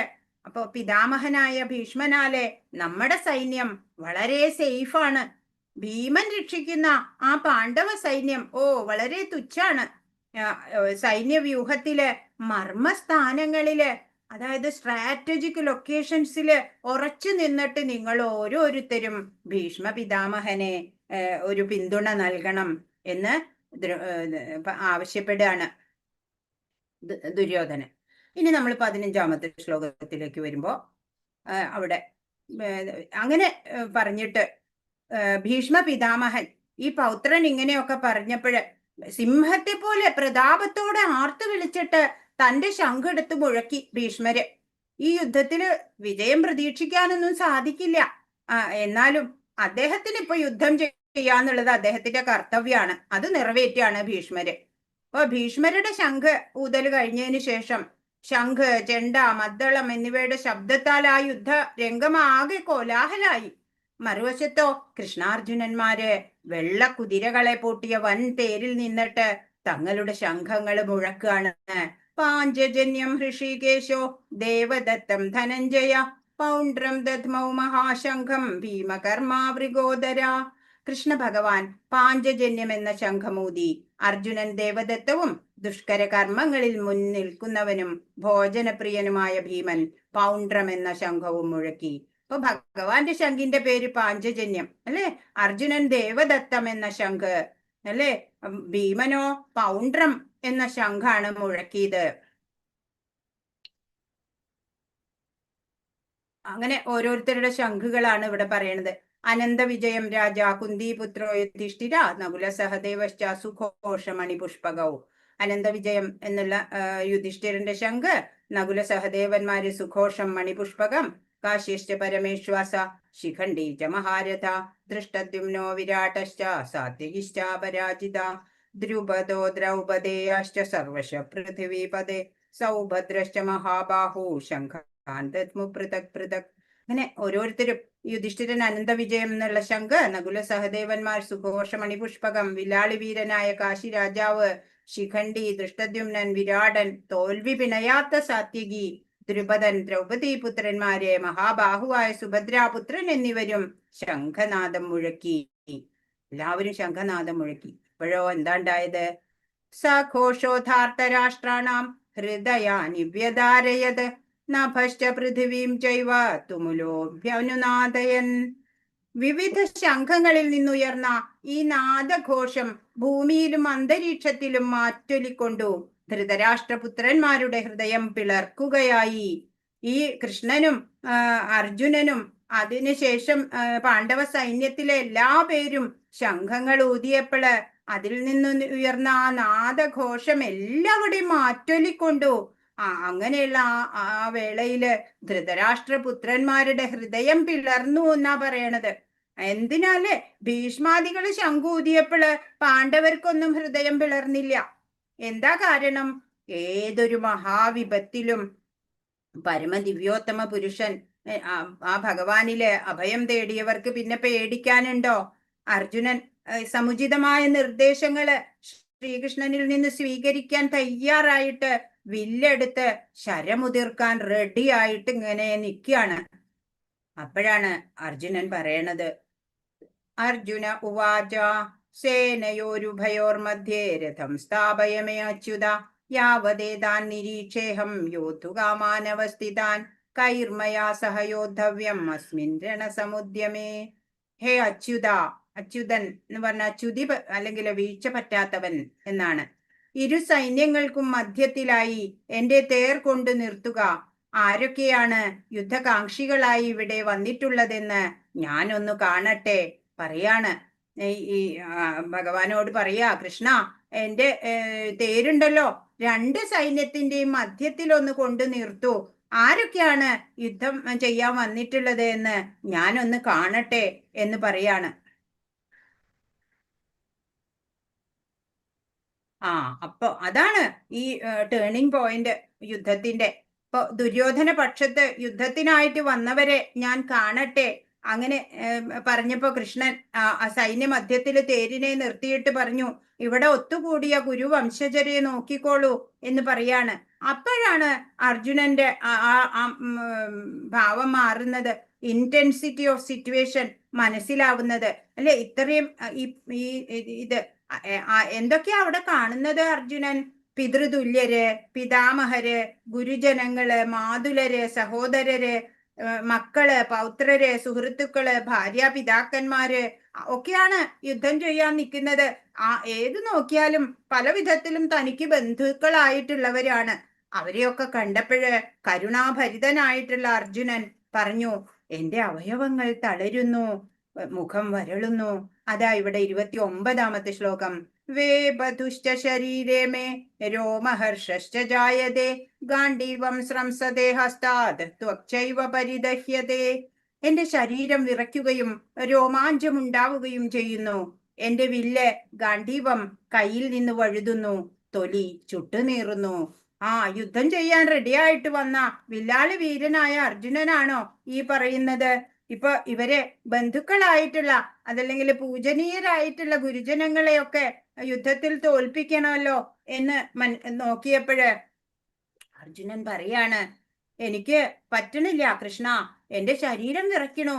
എനിക്ക് ഗാണ്ഡീവം എന്റെ കയ്യിൽ നിന്ന്, എന്റെ വില്ല് കയ്യിൽ നിന്ന് ഇതാ വഴുതി പോകുന്നു, എന്റെ ശരീരം ആകെ ചുട്ടുനീറുന്നു എന്ന്. 30.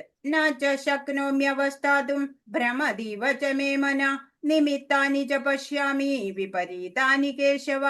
എനിക്കിപ്പോൾ ഉറച്ചു നിൽക്കാൻ കൂടി സാധിക്കുന്നില്ല. ഞാൻ എന്നെ തന്നെ മറന്നുപോകുന്നു. മനസ്സ് ചുറ്റിക്കറങ്ങുന്നു. അല്ലയോ കൃഷ്ണ, കേശവ, കേശി എന്ന അസുരനെ വധിച്ചവൻ.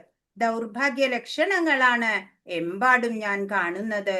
പറയാണ്, എനിക്ക് എല്ലാവരുടെയും മോശം ലക്ഷണങ്ങളാണ് കാണുന്നത്, ദൗർഭാഗ്യത്തിന്റെ. എനിക്ക് ഇവിടെ നിൽക്കാൻ കൂടി സാധിക്കുന്നില്ല, എന്റെ ശരീരമൊക്കെ വിറയ്ക്കണു എന്ന്. അപ്പൊ എന്താണ് ഈ വിഷാദത്തിനുള്ള കാരണം? 5 കാരണങ്ങളാണ് ഇവിടെ പറയുന്നത്. പ്രഭുപാദ് നമുക്ക് പറഞ്ഞു തരാണ്. ഒന്ന് മൃദുല ഹൃദയത്വം, അല്ലെ, ഒരു ഭക്തർക്ക് ഉണ്ടാവുന്നതാ. അങ്ങനെ ആരും വേദനിക്കണത് കാണാൻ പറ്റില്ല ഭക്തര്. ആ മൃദുല ഹൃദയത്വം, ഭൗതിക സുഖ അനുഭവങ്ങള്, പിന്നെ പാപമേൽക്കോ എന്ന്, പിന്നെ കുടുംബ പാരമ്പര്യം, പിന്നെ തീരുമാനമെടുക്കാനാവാത്ത അവസ്ഥ. ഇതൊക്കെ പറയുന്ന ശ്ലോക നമ്പറാണ് ഇവിടെ 28ാമത്തെ ഒന്നാമത്തെ. അപ്പൊ തീരുമാനമെടുക്കാനാവാത്ത അവസ്ഥ 2-ാം അധ്യായത്തിലെ 6-ാമത്തെ ശ്ലോകമാണ്. ആ ശ്ലോകങ്ങളൊക്കെ ഇനി നമ്മൾ നോക്കുന്നുണ്ട്. മൃദുല ഹൃദയത്വം, അത് 28-ാമത്തെ ശ്ലോകം പറയണേ. അർജുന ഉവാച ദൃഷ്ട്വേമം സ്വജനം കൃഷ്ണ യുയുത്സും സമുപസ്ഥിതം സീദന്തി മമ ഗാത്രാണി മുഖം ച പരിശുഷ്യതി. അർജുനൻ പറഞ്ഞു, യുദ്ധത്തിനൊരുങ്ങി വന്നിട്ടുള്ള ഈ ബന്ധുമിത്രാദികളെ കണ്ടിട്ട് എന്റെ അവയവങ്ങൾ തളരുന്നു, മുഖം വരളുന്നു. പറയാണ് അല്ലേ കൃഷ്ണ, എനിക്ക് ഒട്ടും പറ്റുന്നില്ല ഇവരെയൊക്കെ കണ്ടപ്പോ. പിന്നെ എന്താ പറയണേ? ന ച ശ്രേയോനു പശ്യാമി ഹത്വാ സ്വജനമാഹവേ ന കാംക്ഷേ വിജയം കൃഷ്ണ ന ച രാജ്യം സുഖാനി ച. ബന്ധുക്കളെ യുദ്ധത്തിൽ കൊല്ലുന്നത് കൊണ്ട് എങ്ങനെ എന്തു ഗുണമുണ്ടാവുമെന്ന് എനിക്ക് മനസ്സിലാവുന്നില്ല കൃഷ്ണ. എനിക്ക് വിജയം ആവശ്യമില്ല, രാജ്യമാവട്ടെ സുഖമാവട്ടെ എനിക്ക് വേണ്ട. അപ്പൊ പറയാണ് കൃഷ്ണ, എനിക്ക് ഇവരെ ഒന്നും വധിക്കണ്ട, എനിക്ക് ജയം വേണ്ട, എനിക്ക് രാജ്യം വേണ്ട, എനിക്ക് ഒരു സുഖങ്ങളും വേണ്ട. കാരണം ഈ പൂജനീയരായവര്, പിതാമഹൻ, ഗുരുജനങ്ങള്, ബന്ധുക്കള്, ഇവരെയൊക്കെ എനിക്ക് വധിക്കാൻ സാധിക്കില്ല. അവരൊക്കെ ജയിച്ചോട്ടെ, അവരെ തോൽപ്പിക്കാൻ ഞാൻ ആളല്ല എന്ന്. പാപമേവാശ്രയേതസ്മാൻ ഹത്വൈതാനാതതായിന തസ്മാനാർഹ വയം ഹന്തും ധാർത്തരാഷ്ട്രാൻ സബാന്ധവാൻ. അക്രമികളായ ഇവരെ കൊന്നാൽ ഞങ്ങൾക്ക് പാപമായിരിക്കും നേട്ടം. ധൃതരാഷ്ട്രപുത്രന്മാരെയും സുഹൃത്തുക്കളെയും ഹിംസിക്കുക എന്നത് നമ്മൾക്കുചിതമല്ല. അല്ലയോ മാധവ, സ്വന്തം ബന്ധുക്കളെ കൊന്നിട്ട് എന്തു നേടാനാണ്? ഞങ്ങൾക്ക് എങ്ങനെ സുഖിക്കാൻ കഴിയും? പറയാണ് അവര് അക്രമികളാണ് അല്ലെ. കൗരവര് പല അക്രമവും നമ്മളോട് ചെയ്തിട്ടുണ്ട്. പക്ഷെ അവരെയും കൊന്നു കഴിഞ്ഞാൽ പാപം തന്നെയല്ലേ കൃഷ്ണ കിട്ടുക. അപ്പോ അത് ഉചിതമല്ല നമുക്ക്. ഇപ്പൊ ബന്ധുക്കളെ കൊന്നിട്ട് കിട്ടുന്ന നേട്ടം അതുകൊണ്ട് സുഖിക്കാനൊന്നും സാധിക്കില്ല കൃഷ്ണ എന്ന് പറയാണ്. അപ്പൊ വൈദിക പ്രമാണങ്ങൾ അനുസരിച്ച് അക്രമികൾ 6 കൂട്ടരാണ് എന്നാ പറയാ. ആരൊക്കെയാണ്? വിഷം കൊടുക്കുന്നവൻ, വീട് തീവയ്ക്കുന്നവൻ, മാരകായുധങ്ങൾ കൊണ്ട് ആക്രമിക്കുന്നവൻ, സ്വത്ത് കൊള്ളയടിക്കുന്നവൻ, ഭൂമി കയ്യേറുന്നവൻ, അന്യന്റെ ഭാര്യയെ അപഹരിക്കുന്നവൻ. അങ്ങനെ 6 കൂട്ടര്. ഇത് 6ഉം കൗരവര് പാണ്ഡവരുടെ അടുത്ത് ചെയ്തിട്ടുണ്ട്. അത്തരം അക്രമികളെ ഉടനെ വധിക്കണം, അതുകൊണ്ട് പാപമില്ല എന്നാണ് വൈദിക പ്രമാണം. അപ്പോ ഈ 6 തരം ദ്രോഹങ്ങള് ചെയ്തിട്ടുള്ളവര് തന്നെയാ. അതുകൊണ്ട് അവരെ വധിച്ചാലൊന്നും പാപമേൽക്കില്ല എന്നാണ്. കുടുംബ പാരമ്പര്യം പറയുകയാണെങ്കിലോ, ആധർമാഭിഭവാത് കൃഷ്ണ പ്രദുഷ്യന്തി കുലസ്ത്രീയ സ്ത്രീഷു ദുഷ്ടാസു വാഷ്ണേയ ജായതേ വർണ്ണസങ്കര. അല്ലയോ കൃഷ്ണ, കുലത്തിൽ അധർമ്മം മുന്നിട്ടു നിന്നാൽ സ്ത്രീകൾ ദുഷിച്ചു പോകും. അല്ലയോ വൃഷ്ണികുലത്തിൽ പിറന്നവനെ, സ്ത്രീത്വം ദുഷിച്ചാൽ ആർക്കും വേണ്ടാത്ത കുട്ടികൾ ജനിക്കുന്നു. പറയാണ് ഇപ്പൊ യുദ്ധത്തില് ഈ പുരുഷൻ പ്രജകളെല്ലാം മരിച്ചു പോകുകയാണ് വെച്ചാല് ആ കുടുംബത്തില് പിന്നെ സ്ത്രീകൾ മാത്രം അവശേഷിക്കുള്ളൂ, കുട്ടികളും. അങ്ങനെ വരുമ്പോ സ്ത്രീകളൊക്കെ ദുഷിച്ചു പോവില്ലേ? അങ്ങ് വാർഷ്ണേയ എന്നാ ആ കൃഷ്ണനെ വിളിക്കണത് ഇവിടെ. വാർഷ്ണേയ, വൃഷ്ണികുലത്തില് അങ്ങ് ഇത്ര വലിയ കുലത്തില് പിറന്നവനല്ലേ, കുലമഹിമയൊക്കെ അങ്ങക്ക് അറിയണതല്ലേ. അപ്പോ സ്ത്രീകൾ ദുഷിച്ചാല് പിന്നെ ആർക്കും വേണ്ടാത്ത കുട്ടികൾ ജനിക്കില്ലേ എന്ന് പറയാണ്. പിന്നെ 2-ാമത്തെ അധ്യായത്തിലെ ഒരു ശ്ലോകം പെട്ടെന്ന് നോക്കി പോകാം. ന ചൈതദ്വിദ്മകധരന്നോ ഗരീയോ യദ്വാ ജയേമയതി വായോ നോ ജയേയു യാനേവ ഹത്വാന ജിജീവിഷാമാസ്തേവ സ്ഥിതാ പ്രമുഖേ ധാർത്തരാഷ്ട്ര. അവരെ ജയിക്കുന്നതോ അവരാൽ തോൽപ്പിക്കപ്പെടുന്നതോ ഏതാണ് നല്ലതെന്ന് നമുക്കറിഞ്ഞുകൂടാ. ധൃതരാഷ്ട്രപുത്രന്മാരെ കൊന്നിട്ട് നാം ജീവിച്ചിരുന്നിട്ട് എന്തു കാര്യം? എങ്കിലും അവർ ഇപ്പോൾ ഈ യുദ്ധത്തിനായി നമ്മുടെ മുമ്പാകെ നിൽക്കുന്നു. പറയാണ് അവര് ഞാൻ ജയിക്കണോ അതോ ഞാൻ അവരാൽ തോൽക്കണോ? ഏതാണ് നല്ലതെന്ന് എനിക്കിപ്പൊ ഈ അവസരത്തില് അറിയണില്ല കൃഷ്ണ. ഈ ധൃതരാഷ്ട്രപുത്രന്മാരെ കൊന്നിട്ട് പിന്നെ നമ്മൾ എന്തിനാ മാത്രമായിട്ട് ജീവിച്ചിരിക്കണത്? എങ്കിലും ഇപ്പൊ ഇവരാണ് ഇപ്പൊ നമ്മുടെ മുമ്പില് യുദ്ധത്തിനായിട്ട് വന്നിട്ടുള്ളത്. ഒരേ സാഹചര്യത്തിലുള്ള വ്യത്യസ്തമായ പ്രതികരണങ്ങളാ ഇവിടെ 3 പേരെ കാണിച്ചിട്ടുണ്ട്. ഇത് ധൃതരാഷ്ട്രരാണ്. ധൃതരാഷ്ട്രർക്ക് എന്താ അറിയേണ്ടത്? എന്റെ മക്കള് ജയിക്കണം, ഏതു വിധേനയും അവർക്ക് രാജ്യം കിട്ടണം അല്ലേ. ഇവിടെ കാണിച്ചിരിക്കുന്നത് ദുര്യോധനനെയാ. സോറി, അർജുനനെയാണ് ഇവിടെ കാണിച്ചിരിക്കുന്നത്. അർജുനൻ വില്ലാളി വീരനായിട്ടുള്ള അർജുനൻ എന്താ പറയണ ഇപ്പോ? വേണ്ട, ഈ ഗുരുജനങ്ങളെയും പിതാമഹനെയും ഒക്കെ ബന്ധുക്കളെയും ഒക്കെ കൊന്നിട്ട് എനിക്ക് രാജ്യം വേണ്ട, അങ്ങനെ ഒരു സുഖം ഒരു നേട്ടം എനിക്ക് വേണ്ട എന്ന് പറഞ്ഞ് വിഷണ്ണനായിട്ട് വിഷാദഗ്രസ്തനായിട്ട് അർജുനൻ. ഇവിടെയോ, ഇവിടെ ദുര്യോധനനെയാ കാണിച്ചിരിക്കുന്നത്. പരാജയ ഭീതിയാണ് അല്ലെ മുഖത്ത്. കൃഷ്ണനും പാണ്ഡവരിലെ മഹാരഥന്മാരായിട്ടുള്ള സേനാനികളും ഒക്കെ കാരണം നമ്മൾക്ക് തോൽവി സംഭവിക്കുമോ എന്നുള്ള ആ ഭയ ആശങ്കകളാണ് ഈ ദുര്യോധനന്റെ മുഖത്ത് നിഴലിക്കുന്നത്. 44. അഹോ ബദ മഹത് പാപം കർത്തും വ്യവസിതാവയം യദ്രാജ്യ സുഖലോഭേന ഹന്തും സ്വജനമുദ്യത. അർജുനൻ പറയാണ്, കഷ്ടം തന്നെ, എന്തൊരു മഹാപാപത്തിനാണ് നാം ഒരുങ്ങി പുറപ്പെട്ടത്. രാജ്യം നേടി സുഖിക്കാൻ വേണ്ടി സ്വജനങ്ങളെ കൊല്ലുകയോ? കഷ്ടം, കഷ്ടം തന്നെ. ഞാൻ എന്തിനാ ഇപ്പൊ ഈ യുദ്ധത്തിന് പുറപ്പെട്ടെ എനിക്ക് അറിയണില്ല. ഈ രാജ്യം നേടി സുഖിക്കണം എന്ന് പറഞ്ഞിട്ട് ഈ സ്വജനങ്ങളെ മുഴുവനും ഇപ്പൊ കൊന്നൊടുക്കേണ്ടി വരികയല്ലേ എന്ന് അർജുനൻ പറയാണ്. യദി മാമ പ്രതീകാരം അശസ്ത്രം ശസ്ത്രപാണയ ധാർത്തരാഷ്ട്രരണേ ഹന്യോസ്തന്മേ ക്ഷേമതരം ഭവേത്. ധാർത്തരാഷ്ട്രന്മാരോട് പൊരുതുന്നതിൽ ഭേദം നിരായുധനായി പ്രതിരോധത്തിനു ഒരുങ്ങാതെ. ഹരേ കൃഷ്ണ, ഹരേ കൃഷ്ണ. ധാർത്തരാഷ്ട്രന്മാരോട് പൊരുതുന്നതിൽ ഭേദം നിരായുധനായി പ്രതിരോധത്തിനൊരുങ്ങാതെ നിൽക്കുന്ന എന്നെ അവർ കൊല്ലട്ടെ എന്ന് വെക്കുകയാണ്. പിന്നെയും അർജുനൻ പറയാണ്, ഞാൻ യുദ്ധം ചെയ്യണില്ല കൃഷ്ണ, ഞാൻ ഒരു പ്രതിരോധത്തിനും നിൽക്കണില്ല, അവരെന്നെ വധിച്ചോട്ടെ, അതാ എനിക്ക് നല്ലത് എന്ന് സഞ്ജയൻ പറയാണ്. ഇതൊക്കെ കേട്ടിട്ട് സഞ്ജയന് യുദ്ധക്കളത്തിൽ നടക്കുന്ന എല്ലാ കാര്യങ്ങളും കൊട്ടാരത്തിൽ ഇരുന്നു കൊണ്ട് തന്നെ കാണാൻ സാധിക്കും. അതൊക്കെ അദ്ദേഹം കണ്ടിട്ട് ധൃതരാഷ്ട്ര രാജാവിന് പറഞ്ഞു കൊടുക്കുന്നതാണ്. ഇപ്പൊ പറയാണ്, ഏവമുക്ത്വാർജുന സംഖ്യേ രഥോപസ്ഥൗപാവിശദ് വിസൃജ്യ സശരം ചാപം ശോകസവിഘ്നമാനസ. സഞ്ജയൻ പറഞ്ഞു, അർജുനൻ രണാങ്കണത്തിൽ വെച്ച് ഇത്രയും പറഞ്ഞിട്ട് വില്ലും ശരങ്ങളും താഴെയിട്ട് അത്യന്തം ദുഃഖിതനായി തേരിലിരിപ്പായി. അപ്പൊ ഇത്രയൊക്കെ പറഞ്ഞു, എനിക്ക് എന്റെ ഗുരുജനങ്ങളെ പൂജനീയരായവരെ ഒന്നും വധിക്കാൻ പറ്റില്ല കൃഷ്ണ, എനിക്ക് യുദ്ധം ചെയ്യാനാവില്ല, അവരെന്നെ തോൽപ്പിച്ചോട്ടെ, ഞാൻ നിരായുധനായിട്ട് അവരുടെ മുമ്പില് തോറ്റുകൊടുത്തോളാം, എനിക്ക് അവരെ വധിച്ചിട്ട് കിട്ടുന്ന ഒരു സുഖവും നേട്ടവും രാജ്യവും ഒന്നും എനിക്ക് വേണ്ട എന്ന് പറഞ്ഞിട്ട് വില്ലും ശരങ്ങളും ഒക്കെ താഴെ ഇട്ടിട്ട് തേർത്തട്ടില് ഇരിപ്പായി എന്നുള്ള കാര്യം സഞ്ജയൻ ധൃതരാഷ്ട്രർക്ക് പറഞ്ഞു കൊടുത്തു. ഇത് കേൾക്കുമ്പോ ധൃതരാഷ്ട്രർക്ക് നല്ല സന്തോഷമായി കാണും അല്ലെ.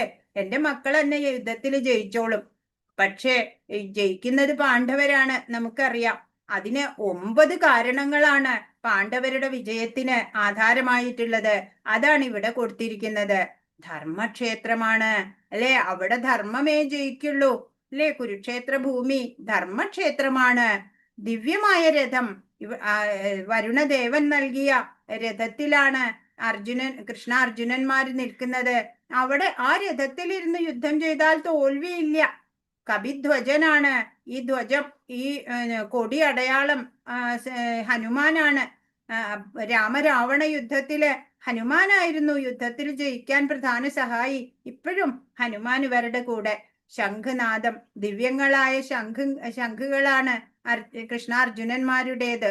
ഗാന്ധീവം, അതും സൂര്യദേവനാൽ നൽകപ്പെട്ട ആ വില്ല് കൊടുത്തത് അർജുനന്. ത്യക്തജീവിത എന്ന് പറഞ്ഞാല് ഈ യുദ്ധത്തിൽ വന്ന് എത്തിയിട്ടുള്ള സേനാനികള്, അതല്ലെങ്കിൽ പല രാജ്യത്തെ രാജാക്കന്മാര് സ്വന്തം ജീവിതം പോലും ത്യജിക്കാൻ തയ്യാറായിട്ട് വന്നതാ. ഇരു സൈന്യങ്ങളിലും ഉണ്ട് അങ്ങനെ ത്യക്തജീവിതരായിട്ടുള്ളവര്. മോക്ഷദ ഏകാദശി, യുദ്ധം മോക്ഷദ ഏകാദശിയുടെ അന്നാണ് നടക്കുന്നത്. പിന്നെയോ ഭാഗ്യലക്ഷ്മിയുടെ കൂടെ അവരുടെ എന്താ കാരണം? ഋഷികേശൻ അവരുടെ കൂടെയാ അല്ലെ. കൃഷ്ണൻ ഭഗവാൻ എവിടെയാണോ ഭാഗ്യലക്ഷ്മി ഐശ്വര്യലക്ഷ്മിയും ഭഗവാനോടൊപ്പം തന്നെ ഉണ്ടാവും. അങ്ങനെ 9 കാരണങ്ങള് അർജുനന്റെ അതല്ലെങ്കിൽ പാണ്ഡവരുടെ വിജയത്തിന് ആധാരമായിട്ട് ഇവിടെ എടുത്തു കാണിക്കാണ്. ഹരേ കൃഷ്ണ.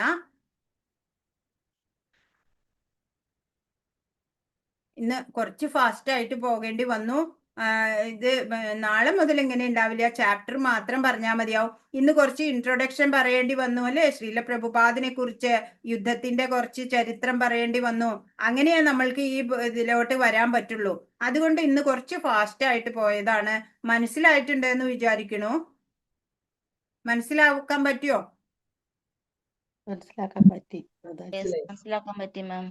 ഹരേ കൃഷ്ണ. മനസ്സിലായി മാതാജി. ഹരേ കൃഷ്ണ. മാതാജി കുറച്ച് കഥകളൊക്കെ നമ്മൾ കേട്ടിട്ടുള്ളത് കൊണ്ട് മനസ്സിലാവുന്നുണ്ട് മാം. അതെ അതെ, അതുകൊണ്ടാ. മനസ്സിലായി. മഹാഭാരതം നമുക്ക് എല്ലാവർക്കും അറിയണം തന്നെ. അതെ മാതാജി. ജോയിൻ ചെയ്യാൻ കുറച്ച് വൈകി, അതുകൊണ്ട് ശ്രീല പ്രഭുപാദരെ കുറിച്ച് പറഞ്ഞതൊന്നും കേൾക്കാൻ പറ്റിയില്ല. അത് റെക്കോർഡ് കിട്ടും ഗ്രൂപ്പില്. റെക്കോർഡ് ഇട്ടിട്ടുണ്ട്, യൂട്യൂബ് ഇട്ടിട്ടുണ്ട് മാതാജി. യൂട്യൂബ് നോക്കിയാൽ മതി. ഹരേ കൃഷ്ണ. പിന്നെ ഇവിടെ ഒരു ചെറിയ കഥ പറഞ്ഞു തരാം. പത്മപുരാണത്തിലെ what is in it for me എന്നാണ് അല്ലെ. എന്ത് നമ്മൾ ചെയ്യുമ്പോഴും നമുക്ക് അതുകൊണ്ട് എന്താ നേട്ടം, അത് നമുക്ക് അറിയണം. അതിനു വേണ്ടിയിട്ട് ഗീതാ മാഹാത്മ്യം എന്താണെന്ന് കാണിക്കുന്ന ഒരു കഥ പത്മപുരാണത്തിൽ നിന്ന് എടുത്തതാ. ഒരു ബ്രാഹ്മണൻ ഉണ്ടായിരുന്നു. ആ ബ്രാഹ്മണൻ എന്ന് പറഞ്ഞാൽ തന്നെ സത്കർമ്മങ്ങൾ ചെയ്ത് നടക്കുന്ന ഒരു വ്യക്തിയായിട്ട് കണക്കാക്കണം അല്ലെ. ചിന്ത, വാക്ക്, പ്രവൃത്തി എല്ലാം നന്മ നിറഞ്ഞതായിരിക്കണം. എന്നാൽ ഈ ബ്രാഹ്മണൻ അങ്ങനെ അല്ലായിരുന്നു. അങ്ങനെ അദ്ദേഹം എങ്ങനെയൊക്കെയോ നീചമായിട്ടുള്ള പ്രവൃത്തിയൊക്കെ ചെയ്ത് ജീവിച്ചു പോന്നു. അങ്ങനെ മരിച്ച് അദ്ദേഹം ജനിക്കുന്നത് പിന്നെ കാളയായിട്ടാ. ഒരു കാളയായിട്ട് ജനിച്ചു. ഒരു അലക്കുകാരന്റെ അടുത്താ ചെന്നുപെട്ടത്. അങ്ങനെ ചെന്നുപെട്ട് ഇങ്ങനെ ഒരുപാട് നനഞ്ഞ തുണികളൊക്കെ വലിയ ഭാണ്ഡം കെട്ടിയിട്ട് പുറത്ത് വെച്ച് കൊടുക്കും. എന്നിട്ട് കുറെ വെയിലത്ത് ഇങ്ങനെ നടത്തിക്കും. ഓരോ മാർക്കറ്റിൽ, ഓരോ സ്ഥലത്ത് ഇങ്ങനെ ചന്തയിലൊക്കെ നടത്തി അങ്ങനെ ഒന്നും കൊടുക്കൊന്നുമില്ല, തിന്നാനൊന്നും കൊടുക്കില്ല, വെറുതെ പച്ചവെള്ളം മാത്രം കുടിക്കും. അങ്ങനെ അവശനായി പോയി കാള. അങ്ങനെ ഒരു നാള് പണിയെടുത്തോണ്ടിരിക്കുമ്പോ കാള ഒരു ചന്തയിൽ വെച്ചിട്ട് കാള ഇങ്ങനെ വീഴാണ്. അവിടെ വീണ് കിടന്നു, മരിക്കാറായി. അങ്ങനെ എല്ലാവരും കണ്ടിട്ട് ദയ തോന്നിയിട്ട് പറഞ്ഞു, ഒരു ബ്രാഹ്മണൻ. ജൂലി മാതാജി മ്യൂട്ട് ചെയ്യൂ. ഒരു ബ്രാഹ്മണൻ അവിടെ വന്നിട്ട് പറയാണ്, ഞാൻ എന്തെങ്കിലും പുണ്യം ചെയ്തിട്ടുണ്ടെങ്കിൽ ആ പുണ്യമൊക്കെ ഈ കാളയ്ക്ക് കൊടുക്കാം, അതിനൊരു അടുത്തൊരു നല്ല ജന്മം ഉണ്ടാവട്ടെ എന്ന് പറയാം. അങ്ങനെ കുറെ പേര് അപ്പൊ പറയാൻ തുടങ്ങി. അപ്പോൾ അവിടെ ഒരു ദുർനടത്തൊക്കെ ഉള്ള ഒരു സ്ത്രീ അവിടെ വന്നിട്ട് പറഞ്ഞു, ഞാൻ എന്തെങ്കിലും നന്മ ചെയ്തിട്ടുണ്ടെങ്കിൽ അതിന്റെ പുണ്യം ഈ കാളയ്ക്ക് കിട്ടിക്കോട്ടെ എന്ന് പറയാണ്. അപ്പോ അങ്ങനെ പറഞ്ഞു. അങ്ങനെ കുറെ പേരുടെ നന്മകളൊക്കെ പുണ്യമൊക്കെ കിട്ടിയിട്ട് കാള അപ്പോൾ ചത്തുപോയി. അങ്ങനെ വീണ്ടും ഒരു ജന്മം എടുത്തത് ബ്രാഹ്മണനായിട്ട് ജനിച്ചു. അങ്ങനെ ഈ ബ്രാഹ്മണന് മുൻ ജന്മത്തിലെ സ്മരണകൾ ഉണ്ടായി. അപ്പോഴ് ഈ ബ്രാഹ്മണൻ ഇങ്ങനെ ചെന്നു ഈ സ്ത്രീയുടെ അവിടെ ചെന്നിട്ട് ചോദിക്കുകയാണ്, നിങ്ങൾ എന്ത് പുണ്യാണ് ചെയ്തത്? ആ പുണ്യം തന്നിട്ടാണ് കഴിഞ്ഞ ജന്മത്തിൽ കാളയായിട്ടുള്ള എനിക്കിപ്പോ ശ്രേഷ്ഠ ജന്മം കിട്ടിയത് എന്ന് പറയാണ്. അപ്പോ നിങ്ങൾ എന്താ പുണ്യം ചെയ്തേ എന്ന് ചോദിക്കാണ്. അപ്പോ ഇവര് പറഞ്ഞു, ഈ സ്ത്രീ പറഞ്ഞു, എനിക്കറിയില്ല, ഞാൻ എന്താ പുണ്യം ചെയ്തേക്കണേന്ന് അറിയില്ല. എനിക്കൊരു തത്തയുണ്ട്. ആ തത്ത ഇങ്ങനെ ഓരോന്ന് പാടും, അത് കേട്ട് ഞാനും പാടും, അത്രേ ഉള്ളൂ എന്ന് പറഞ്ഞു. അങ്ങനെ നോക്കുമ്പോ ഈ തത്ത പണ്ടൊരു ആചാര്യന്റെ വീട്ടിലെ തത്തയായിരുന്നു. അവിടെ ഭഗവത്ഗീത ശിഷ്യർക്ക് പറഞ്ഞു കൊടുക്കുന്നതൊക്കെ ഈ തത്ത കേട്ടിട്ട് അതേപോലെ ചൊല്ലും. അങ്ങനെ ഈ തത്തയെ പിന്നെ ഒരു കള്ളൻ മോഷ്ടിച്ചിട്ട് കൊണ്ടുവന്നിട്ട് ഈ സ്ത്രീക്ക് കൊടുത്തിട്ടുള്ളതാ. അപ്പൊ ഈ തത്ത ഇരുന്ന് ഭഗവത്ഗീത ഇങ്ങനെ ചൊല്ലും. അത് കേട്ട് കുറെ കേട്ടപ്പോ ഈ സ്ത്രീയും അത് ചൊല്ലും. അതാണ് എന്റെ പുണ്യം എന്ന് പറയാണ്. അപ്പൊ ഭഗവത്ഗീത ചൊല്ലിയാല് വളരെ നല്ലതാണ് എന്നുള്ള ആ മഹാത്മ്യാണ്. 1-ാം അധ്യായത്തിന്റെ മഹാത്മ്യാണ് ഇത്. അങ്ങനെ ഓരോരോ അധ്യായത്തിനും മഹാത്മ്യമുണ്ട്. ഹരേ കൃഷ്ണ കൃഷ്ണ കൃഷ്ണ ഹരേ ഹരേ, ഹരേ രാമ രാമ രാമ ഹരേ ഹരേ. വാഞ്ചാകൽപതരുഭ്യശ്ച കൃപാ സിന്ധുഭ്യേവ ച പതിതാനാം പാവനേഭ്യോ വൈഷ്ണവേഭ്യോ നമോ നമഃ. അനന്തകോടി വൈഷ്ണവ വൃന്ദ കി ജയ്. ശ്രീല പ്രഭുപാദ് കി ജയ്. ഗുരു മഹാരാജ് കി ജയ്. ഹരേ കൃഷ്ണ. ഇന്ന് പറഞ്ഞതിൽ എന്തെങ്കിലും സംശയം ഉണ്ടെങ്കിൽ ചോദിക്കൂ. സംശയം തീർക്കാനുള്ള സമയമാണ് ഇതിപ്പോ. ചോദ്യോത്തരവേള. എല്ലാം മാതാജി സംശയമൊന്നുമില്ല. ഹരേ കൃഷ്ണ. മനസ്സിലായി. എന്താണെങ്കിലും ചോദിക്കാം. മനസ്സിലാവുന്നുണ്ടോ? മനസ്സിലായി, നന്നായി മനസ്സിലായി. ഹരേ കൃഷ്ണ. നന്നായി മനസ്സിലായി. എന്നാലും എന്തെങ്കിലുമൊക്കെ ചോദിക്കൂ. മാതാജി, അർജുനന്റെ വിജയത്തിന്റെ ലക്ഷണങ്ങളൊന്ന് പറഞ്ഞു തരുമോ? അർജുനന്റെ വിജയത്തിന്റെ 9 ലക്ഷണങ്ങളുണ്ട്. അത് ഞാൻ പറയാം.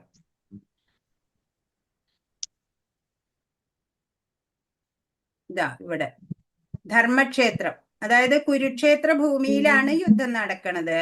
അതൊരു ധർമ്മഭൂമിയാണ്, പുണ്യഭൂമിയാണ്. അവിടെ ധർമ്മം മാത്രമേ ജയിക്കുള്ളൂ. പിന്നെ ദിവ്യമായിട്ടുള്ള രഥമാണ്, ദിവ്യ ശംഖങ്ങളാണ്. ഗാന്ധീവം എന്നുള്ള വില്ല് അതും സൂര്യദേവനാൽ നൽകപ്പെട്ട ദിവ്യമായിട്ടുള്ളതാണ്. അതുകൊണ്ടൊക്കെ യുദ്ധം ചെയ്താൽ അവിടെ ജയം മാത്രമേ ഉണ്ടാവുള്ളൂ. പിന്നെ കപിധ്വജൻ അല്ലെ, ഈ എന്താ പറയാ, ഹനുമാൻ സ്വാമി കൂടെ ഉണ്ട്.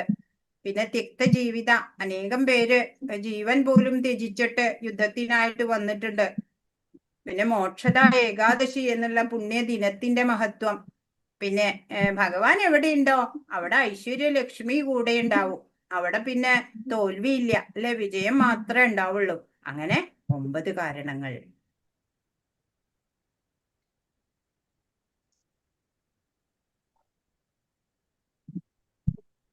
ഹരേ കൃഷ്ണ. നന്ദി മാതാശ്രീ. ഹരേ കൃഷ്ണ. ഹരേ കൃഷ്ണ. ജൂലി മാതാജി, ഈ ഗാലക്സി A12 നമ്പർ പേരറിഞ്ഞായിരുന്നോ? അത് അറിയാൻ പറ്റുന്നില്ല മാതാജി, ചോദിക്കട്ടെ?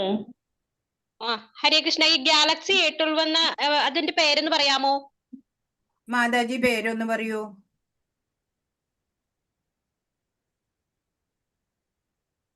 പ്രഭുജിയുടെ ഉണ്ട്.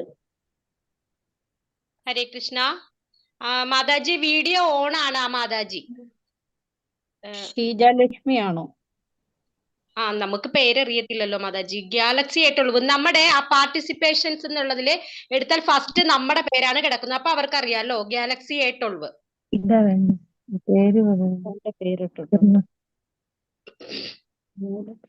ഹലോ, രേണുക മാതാജി അല്ല, ഞാൻ മുമ്പ് കണ്ടിരുന്നു ആ മാതാജിയെ, വീഡിയോ കണ്ടിരുന്നു.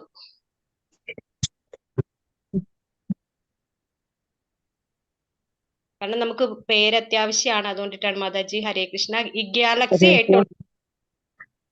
ഹരേ കൃഷ്ണ പറയൂ. മാതാജി കാണാമല്ലോ, ചോദിച്ചാ മതിയല്ലോ. നീ എന്താ ഒരു ഗോപി പൊട്ട് തൊട്ടിട്ട് ഒരു ചന്ദനക്കുറിയും തൊട്ട് ഒരു മാതാജി. മാതാജി എന്റെ പേരിൽ ഗാലക്സി എടുക്കണോ? എന്താന്ന് വെച്ചില്ല എനിക്ക്. പേര് പറയൂ. ജയലക്ഷ്മി. ക്ലിയർ ആയില്ല, ഒന്നുകൂടി പറയൂ മാതാജി. മാതാജി പറഞ്ഞേ. ജയലക്ഷ്മി. ക്ലിയർ ആയില്ല. ജയലക്ഷ്മി. ജയലക്ഷ്മി. ഒരു പ്രഭുജിയും കൂടെ ഉണ്ട്. പ്രഭുജിയുടെ പേര് പറയോ? ഇന്നലെ ഓൺ ചെയ്തപ്പോ പേര് കണ്ടു. അത് ഫോണിന്റെ പേരാ. ഫോണിന്റെ പേരാണ്. ഇന്നലെ എന്റെ പേര് കണ്ടു ഇതില്. DHD. കണ്ണാടിയൊക്കെ വെച്ച പ്രഭുജി അല്ലേ? അതൊക്കെ കണ്ണാടി വെച്ചൊരു പ്രഭുജി. ഒരു പ്രഭുവിന്റെ പേരില്ല. അൺമ്യൂട്ട് ചെയ്തിട്ട് പറയൂ. അൺമ്യൂട്ട് ആയില്ല. ബാബു തൃപ്പൂണിത്തറ. ബാബു. പിന്നെ ആൻഡ്രോയിഡ് ഉണ്ട്. പിന്നെ ആൻഡ്രോയിഡ്. പ്രഭു ചോദിച്ചോളൂ. മാതാജി, ശ്ലോകങ്ങളില് എല്ലാം ക്രമമായിട്ടല്ല കേട്ടത്. എന്താണ് അത്? ഇടയ്ക്ക് വിട്ടുപോയിട്ടുണ്ട്. അതിനിടയ്ക്ക് 2ാമത്തെ അധ്യായത്തിൽ ഒരു ശ്ലോകം കയറി വന്നു. അതെന്താണ് എന്ന് അറിഞ്ഞാൽ കൊള്ളാമായിരുന്നു. പറയാലോ. അത് എല്ലാ ശ്ലോകങ്ങളും ടച്ച് ചെയ്യില്ല, അതിന് സമയം ഉണ്ടാവില്ല. 1 മണിക്കൂറിൽ ഒരു അധ്യായം കവർ ചെയ്യുമ്പോ. പക്ഷെ ആ അധ്യായത്തിന്റെ സാരാംശം മുഴുവനും നിങ്ങളിൽ എത്തിക്കും. ഓക്കെ. പിന്നെ 2ാമത്തെ ഒരു അധ്യായത്തിൽ ഒരു ശ്ലോകം ഇങ്ങോട്ട് കടന്നു വന്നത് എന്താണെങ്കിൽ 5 കാരണങ്ങളാണ് പറയുന്നത് അവിടെ യുദ്ധത്തിൽ നിന്ന് പിന്മാറാൻ അർജുനൻ കണ്ടെത്തിയ 5 കാരണങ്ങള്. അതിൽ 4 കാരണങ്ങൾ ഈ അധ്യായത്തിൽ തന്നെയാണ് ഉള്ളത്. പാപം, മൃദുല ഹൃദയത്വം, കുടുംബ മഹിമ, അങ്ങനെയൊക്കെ ഉള്ളത്. പിന്നെ തീരുമാനമെടുക്കാനാവാത്ത അവസ്ഥ എന്നുള്ള ആ ഒരു കാരണം 2-ാമത്തെ അധ്യായത്തിലെ ശ്ലോകത്തിലാണ് വരുന്നത്. അതുകൊണ്ട് ആ ഒരു ശ്ലോകം കൂടെ ഒന്ന് ടച്ച് ചെയ്തു പോയതാണ്. ഓക്കെ മാതാജി. ക്ലിയർ ആയില്ലോ? ഓക്കെ. അപ്പൊ ഇന്നത്തെ ചോദ്യോത്തരങ്ങള് മാതാജി ഹരേ കൃഷ്ണ. ചോദിക്കൂ. ഒരു 8ാമത്തെ ക്വസ്റ്റ്യൻ കൊടുത്തതില് ഭഗവത്ഗീതയിലെ 7 മുതൽ 12 വരെയുള്ള അധ്യായം ഏത് യോഗത്തിൽ പെടുന്നു എന്ന് അതിന്റെ ഉത്തരം ഒന്ന് പറഞ്ഞു തരുമോ? അത് ഭക്തിയോഗം എന്നാണ്. 1-ാമത്തെ ചോദ്യത്തിന്റെ ഉത്തരം തൊട്ട് വായിച്ചോളൂ. എല്ലാവരും എഴുതിയിട്ടുണ്ടാവും, എഴുതാത്തവർക്കൊന്ന് നോട്ട് ചെയ്യാൻ പറ്റും. ആരെങ്കിലും ഒരാൾ വായിക്കൂ ചോദ്യോത്തരങ്ങള്.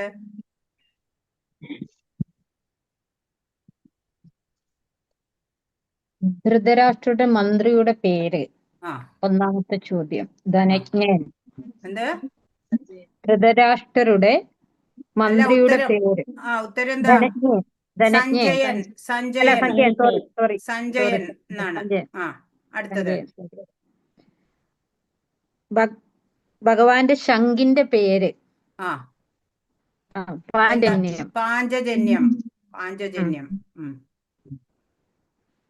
അർജുനന്റെ വില്ലിന്റെ പേര്. ഗാണ്ഡീവം. അതെ. അടുത്തത് അത് എനിക്ക് കറക്റ്റ് ആയിട്ടില്ല. യുദ്ധം ചെയ്യാതെ ഇരിക്കാനുള്ള അർജുനന്റെ 5 കാരണങ്ങൾ. അതാണല്ലോ മൃദുല ഹൃദയത്വം, പാപം, കുടുംബ മഹിമ, തീരുമാനമെടുക്ക. 5 ആരാ എഴുതിയ? 5 വായിക്കൂ. മഹിമ. നെറ്റ് പ്രോബ്ലം ഉണ്ടായിരുന്നേ, അതാ പറ്റിയത്. വേറെ ആൾക്കാർ എഴുതിണ്ടാവൂലോ. വേറെ ആരെങ്കിലും വായിക്കൂ. ക്വസ്റ്റ്യൻ എഴുതിയില്ല. ആൻസർ വായിക്കൂ. ക്വസ്റ്റ്യൻ വേണ്ട, ആൻസർ വായിച്ചോളൂ. ക്വസ്റ്റ്യൻ ഇല്ല. മൃദുല ഹൃദയത്വം, ഭൗതിക സുഖാനുഭവങ്ങൾ, പാപം, കുടുംബ പരമ്പര, തീരുമാനമെടുക്കാൻ സാധിക്കാതെ വരുന്നു അവസ്ഥ. അതന്നെ 5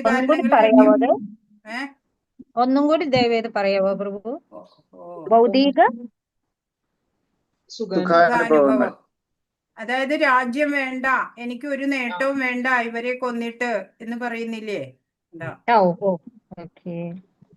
മൃദുല ഹൃദയത്വം, ഭൗതിക സുഖാനുഭവങ്ങൾ, പാപം, കുടുംബ മഹിമ, ഒരെണ്ണൂടിയുണ്ട്. അവിടെ ഉണ്ട്. തീരുമാനമെടുക്കാനാവാത്ത അവസ്ഥ. സ്ക്രീനിലുണ്ട് തീരുമാനം. അതിന്റെ ശ്ലോക നമ്പറും വേണമെങ്കിൽ എഴുതിക്കോളൂ. ഇത് അവിടെ സ്ക്രീനിൽ കാണുന്നുണ്ട്.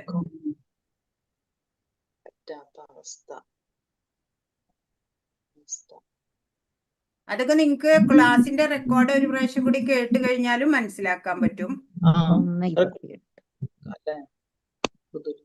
അടുത്ത ചോദ്യം വായിക്കൂ.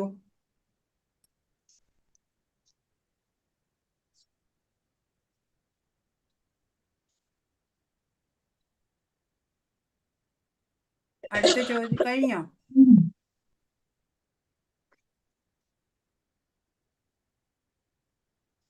ചോദ്യം കഴിഞ്ഞോ?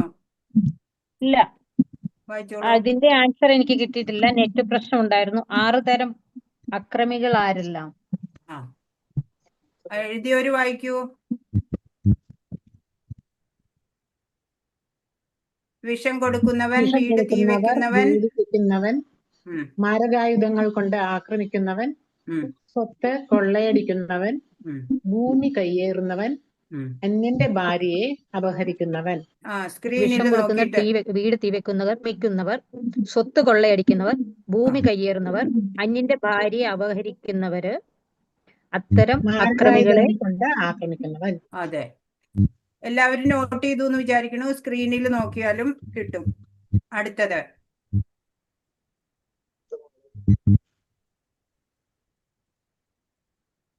അർജുനന്റെ വിജയത്തിന്റെ ലക്ഷണങ്ങൾ.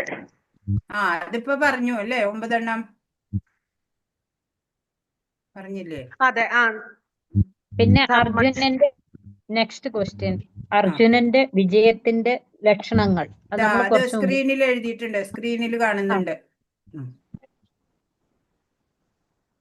ധർമ്മക്ഷേത്രം പിന്നെ ദിവ്യമായ ഭഗവത്ഗീതയിൽ എത്ര ശ്ലോകങ്ങളുണ്ട്? എത്ര? 700 ശ്ലോകം. 700.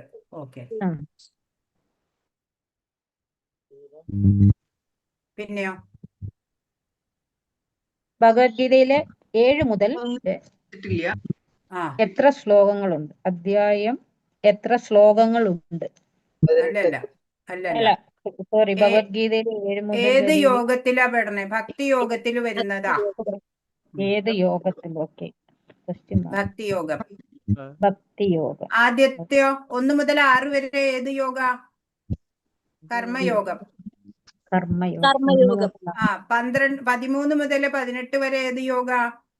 ജ്ഞാനയോഗം. ആ ജ്ഞാനയോഗം. അപ്പൊ 3 മനസ്സിലായില്ലേ? ആ, ഓക്കെ. ഇനി ഏതാ? ഒന്നും കൂടി പറയോ? 1 മുതൽ 6 വരെ. 1 മുതൽ 6 വരെ കർമ്മയോഗം. 6 മുതൽ 7 മുതൽ 12 വരെ ഭക്തിയോഗം. ഭക്തിയോഗം. 13 മുതൽ 18 വരെ ജ്ഞാനയോഗം. ജ്ഞാനയോഗം. അടുത്ത ചോദ്യം. കർമ്മം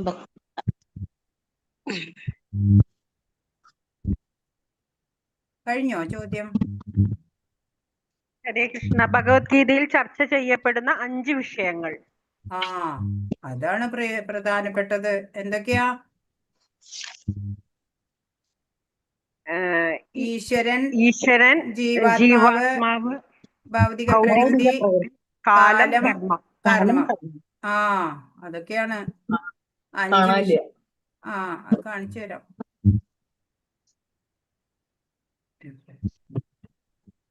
കൃഷ്ണ.